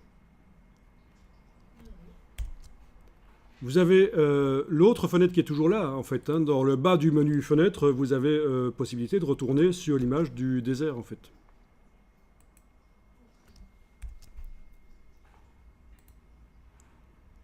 Vous avez la possibilité de mettre les deux images côte à côte. Touche F pour passer en mode fenêtre, et puis détacher le calque 2 qui s'est ouvert, là, le contenu du calque 2, .psb, le détacher. Voilà, c'est l'objet dynamique. Alors, attention, à aucun moment, vous ne devez sauvegarder ceci sur le disque dur. Sinon, ça ne va plus fonctionner. La suite. Et quand je voulais les mettre un à côté de l'autre, c'était deux. Fenêtre réorganisée de vignettes verticales, si vous voulez. En fait, on ne doit pas le faire, les mettre côte à côte. C'est juste pour la démonstration. Je vais vous montrer comment ça fonctionne. Vous avez donc le désert à gauche avec l'éléphant et le contenu du calque qui s'est ouvert dans une nouvelle fenêtre ici à droite. Dans la palette des calques, vous retrouvez votre masque de fusion. Vous devez indiquer que vous travaillez sur lui. Donc c'est cliquer sur lui pour l'encadrer. Et avec le pinceau, en travaillant en noir ou en blanc, vous allez pouvoir modifier. Ben voilà, notamment ici, je vais pouvoir aller modifier la forme, voilà, la supprimer. Je vais pouvoir faire en sorte que l'éléphant devienne également plus fin. Comme ça, par exemple.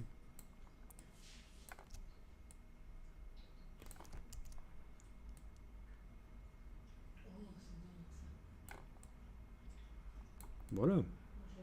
Bon, c'est peut-être anatomiquement un éléphant qui n'est pas correct. Mais bon, voilà, il est différent. Et je vous ai dit qu'il ne faut jamais enregistrer sur disque dur cette fenêtre qui s'est ouverte, parce que sinon le système ne va plus fonctionner, parce qu'en fait il y a un lien. Il y a un lien entre cette fenêtre et la fenêtre de gauche, le photomontage. Ce qui fait que quand vous êtes sur la fenêtre là et que vous avez fini votre modification, vous allez pouvoir demander fichier enregistré. Ce n'est pas enregistré sur le disque dur, hein, c'est fichier enregistré pour l'envoyer là d'où il vient. Et c'est là que vous allez voir que dans l'image du photomontage, ça va se modifier. Ça prend un peu de temps. Voilà, ça travaille.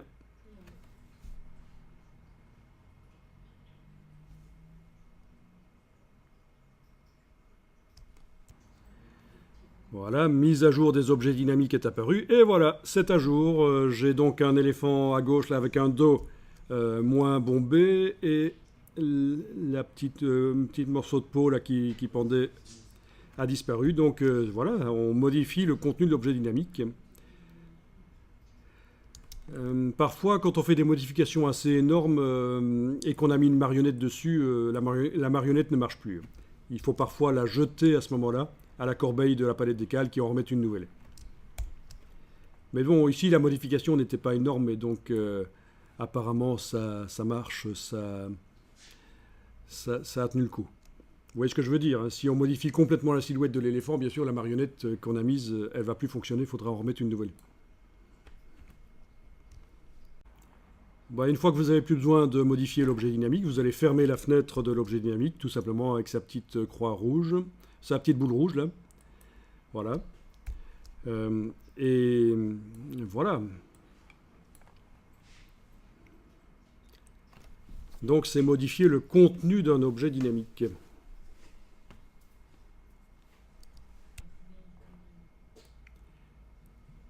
On peut aussi ajouter des calques dans un objet dynamique.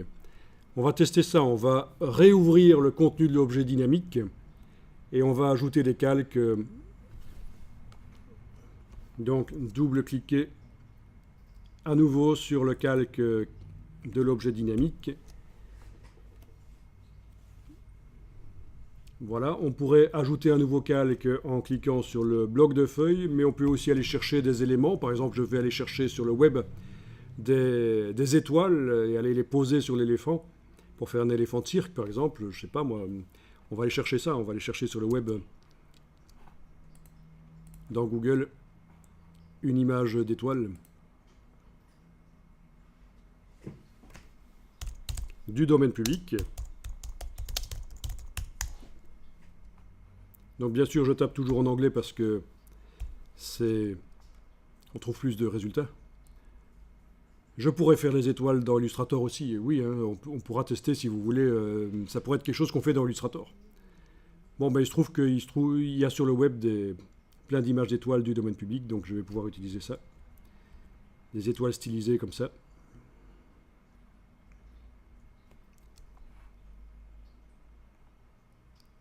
Ok, qu'est-ce qu'on a ici? Ah oui, c'est amusant ça. Prenez n'importe quoi comme étoile qui est sur un fond blanc. Le problème, c'est que vous allez parfois tomber sur des images qui ont déjà de la transparence, comme celle-ci, ou parfois des images qui n'en ont pas. Bon, ben écoutez, vous savez quoi, on va prendre la même image. On va prendre la même image chacun. Est-ce que quand vous tapez Star Public Domain, d'accord, Star Public Domain entre guillemets, est-ce que vous avez ces deux petites étoiles sympathiques qui apparaissent? Où sont-elles? Là, voilà. Vous les voyez? Ok, faites un commande-clic sur elles. Voilà, ce sont des étoiles qui sont sur un fond blanc. Hein, c'est pas la transparence, ça se voit, c'est pas le damier là, parce que Google vous montre hein, dans le navigateur si c'est des images déjà sur un fond transparent ou pas. Parce que le PNG 24 peut avoir de la transparence, ou le GIF aussi. Hein. Ou le PNG 8 aussi d'ailleurs. Donc le JPEG jamais. Hein. Le JPEG n'aura jamais de transparence. Enfin, sauf les dernières générations JPEG que personne n'utilise. Mais le PNG, c'est un format qui a de la transparence. Mais visiblement, ceci, c'est pas du PNG. Alors, je vais demander d'afficher l'image. La voilà. Je vais la sauvegarder. C'est du JPEG. Donc, pas de transparence, mais je vais devoir en créer dans Photoshop. Donc, j'enregistre l'image au format JPEG. Et je l'ouvre dans Photoshop.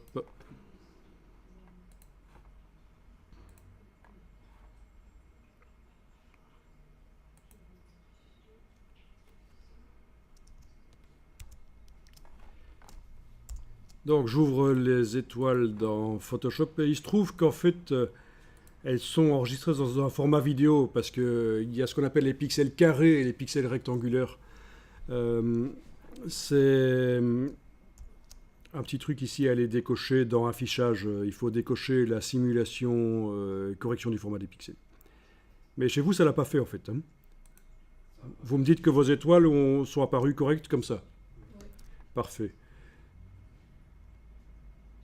Donc, en fait, c'est peut-être parce que je suis dans une version plus récente. Je suis dans 2017.1 ici, qui est une version assez récente et qui apparemment fait ça. Ok, ben, donc peu importe, vous avez réussi à voir les étoiles là. On va faire en sorte que le fond blanc devienne transparent. Il y a plein de manières de le faire, mais on va en voir une ici. C'est le double-clic sur le calque dans la palette des calques. Pour que le calque ne soit plus un calque d'arrière-plan dont la transparence est verrouillée, mais un calque 0, en fait, on peut modifier la transparence. C'est ce qu'il faut, un calque qui n'est plus un calque avec la transparence verrouillée. Donc c'est le double-clic sur le calque d'arrière-plan et on convertit en calque 0. Puis vous allez à nouveau double-cliquer sur la vignette calque, voilà, et vous avez les styles de calque qui apparaissent. Chose qu'on obtient aussi quand on va dans le menu calque, style de calque, option de fusion. Et là, vous avez des curseurs d'écrêtage qui permettent de rendre transparentes certaines parties des images en fonction de leur luminosité. Il y a deux curseurs.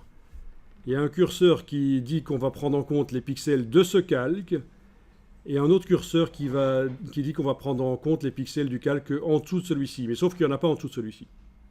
Donc c'est forcément le curseur du dessus qu'on utilise ici. En fait, le curseur du dessous, ici, on l'utilise très peu. Donc c'est le curseur du dessus, ici, dans les options de fusion, dans les styles de calque, options de fusion. Et vous allez prendre ici le petit indicateur blanc et le déplacer sur la gauche, et vous voyez que le blanc devient transparent. Tout ce qui est plus lumineux que le gris qui est là juste au-dessus, tout ce qui est plus lumineux devient transparent. C'est ça le principe. Et ça, c'est super puissant comme technique. Et on va le réutiliser parce que, par exemple, si vous avez une photo de feu d'artifice sur un fond noir, ou une photo d'une flamme ou une explosion sur un fond noir, vous allez pouvoir sortir le feu d'artifice de son fond noir et le mettre où vous voulez, sur n'importe quel fond, grâce à cette technique un peu plus complexe quand même que ce qu'on voit ici. Là, ce sont des dessins, donc ça va assez vite. Ok, je clique sur OK.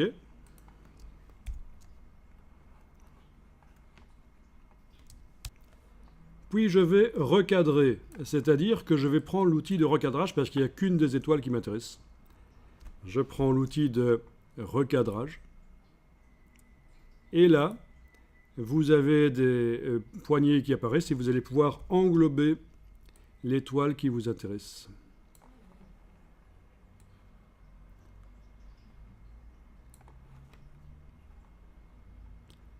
Voilà. Les pixels qui sont en dehors de cette zone vont disparaître. Sauf si on décoche ceci, mais on ne va pas le faire maintenant, mais ça peut être très intéressant quand on recadre des photos, de faire en sorte que les pixels qui n'apparaissent plus, ils soient toujours là. Ça vous permet de modifier le recadrage par la suite. Mais vous occupez pas de ça pour l'instant, mais je vous dis simplement que on va valider. Et les étoiles, là, les petites sur le côté, vont disparaître complètement. Non seulement elles sont plus visibles, mais en plus les pixels n'existent vraiment plus. On ne peut plus les récupérer. Et puis on va dessiner en blanc sur les étoiles, les petites là qui ne nous intéressent pas non plus. Donc je prends le pinceau et je dessine en blanc. Normal 100%. Donc le pinceau normal. En mode normal 100%. C'est du blanc. Mais voilà, vu que sur le calque, il y a un écrêtage qui a lieu, hein, avec le curseur, eh ben, tout ce qui est blanc devient transparent, donc voilà. Alors,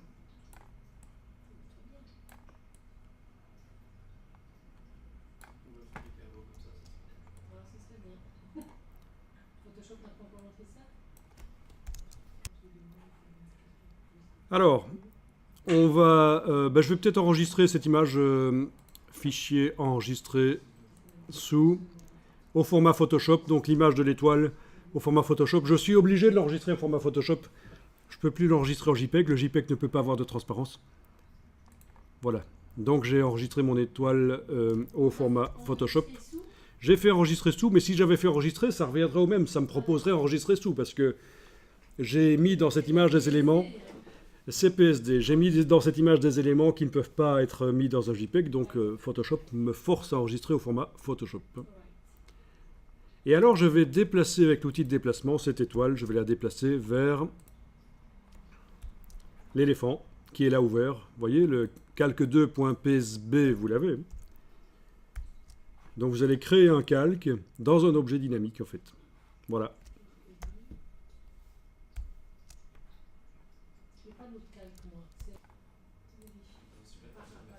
Voilà, donc on a déplacé l'étoile et oui, il va falloir que je fasse une petite transformation manuelle parce qu'elle est enregistrée en format vidéo et les proportions ne sont pas gardées. Oui, transformation manuelle, donc commande T, édition transformation manuelle donc, et puis je bouge une poignée là pour l'agrandir comme ça, voilà. Ok.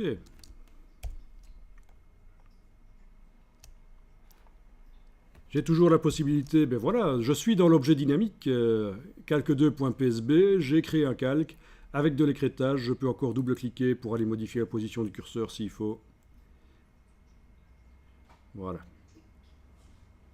Et si je veux dupliquer, on peut, hein. La petite astuce, si vous avez encore des pixels blancs qui apparaissent là sur le bord, Ah oui. vous pouvez séparer en deux l'écrêtage ici avec la touche Alt. Et ça devrait régler un peu le problème. Bon. Il y a possibilité avec... On aurait pu aussi utiliser d'autres techniques pour sortir l'étoile, mais bon. Voilà. Ok. Ça va? Pas mal ça. On peut éventuellement mettre une ombre portée sous cette étoile pour donner l'impression qu'elle se détache un peu de l'éléphant.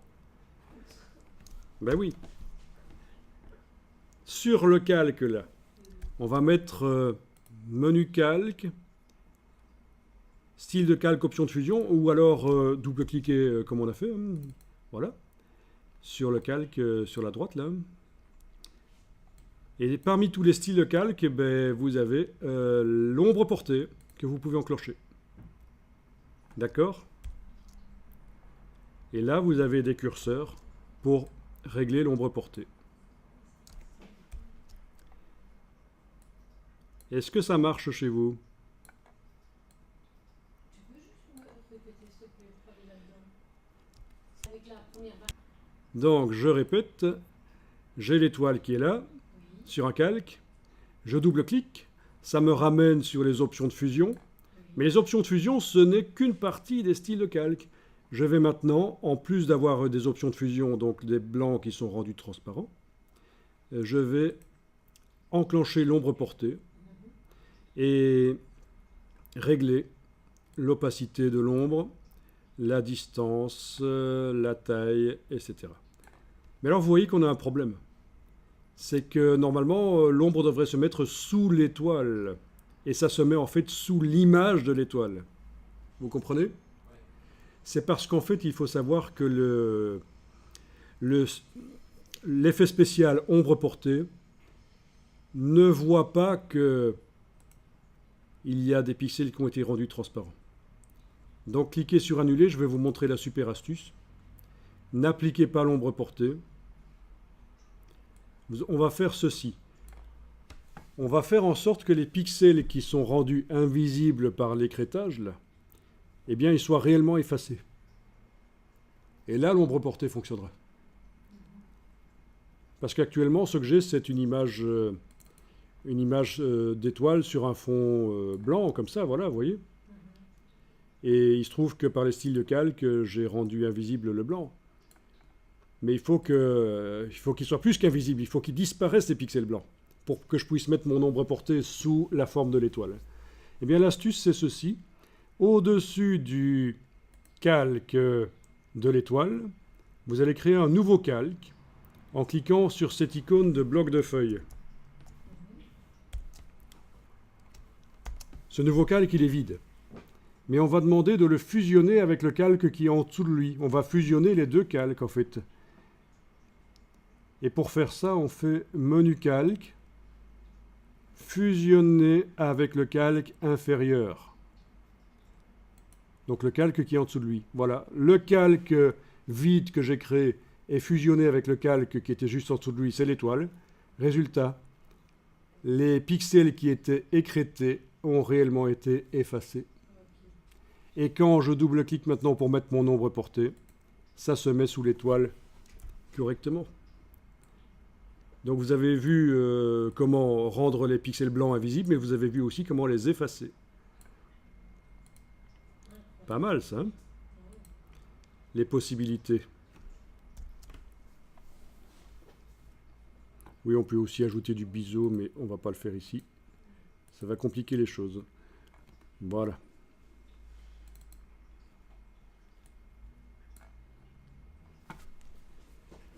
Ok.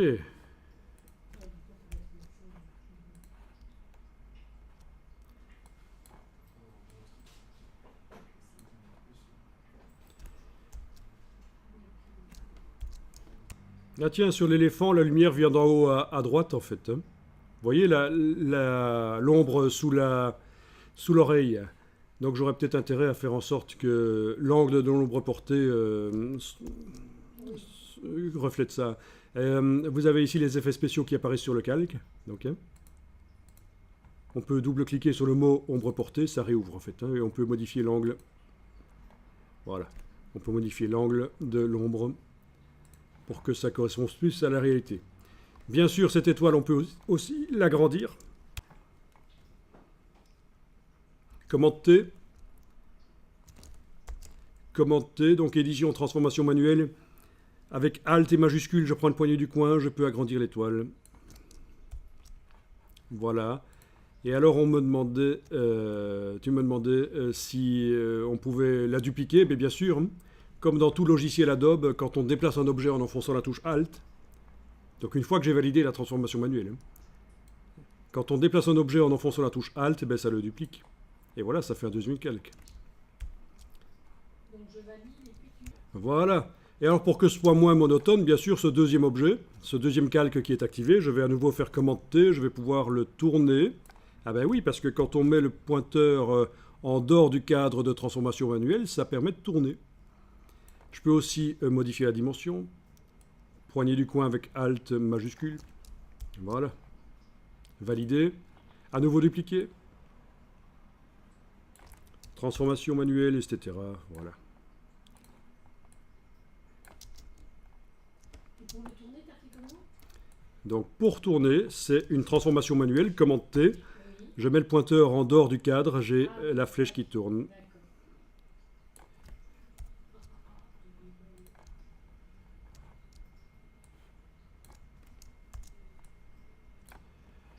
Voilà. Amusant.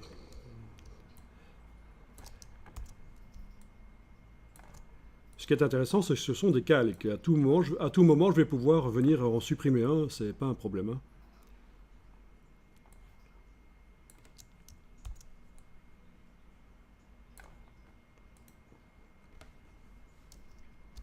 Ok, donc un éléphant qui est bien arrangé, là. Bon, et qu'est-ce que je vais faire? Ben, je vais maintenant enregistrer le contenu de l'objet dynamique, donc l'image calque2.psb. Je ne l'enregistre surtout pas sur le disque dur. Bon, c'est récupérable, hein. Si on fait l'erreur, c'est récupérable. Mais il vaut mieux faire fichier enregistré parce qu'on le réenvoie là d'où il vient, c'est-à-dire dans le montage. En faisant fichier enregistré. Après un certain temps, ça va apparaître sur mon éléphant qui subit la marionnette là-bas. Ah ouais, ça va. Dans les airs comme ça, je me suis trompée. Si je peux le faire.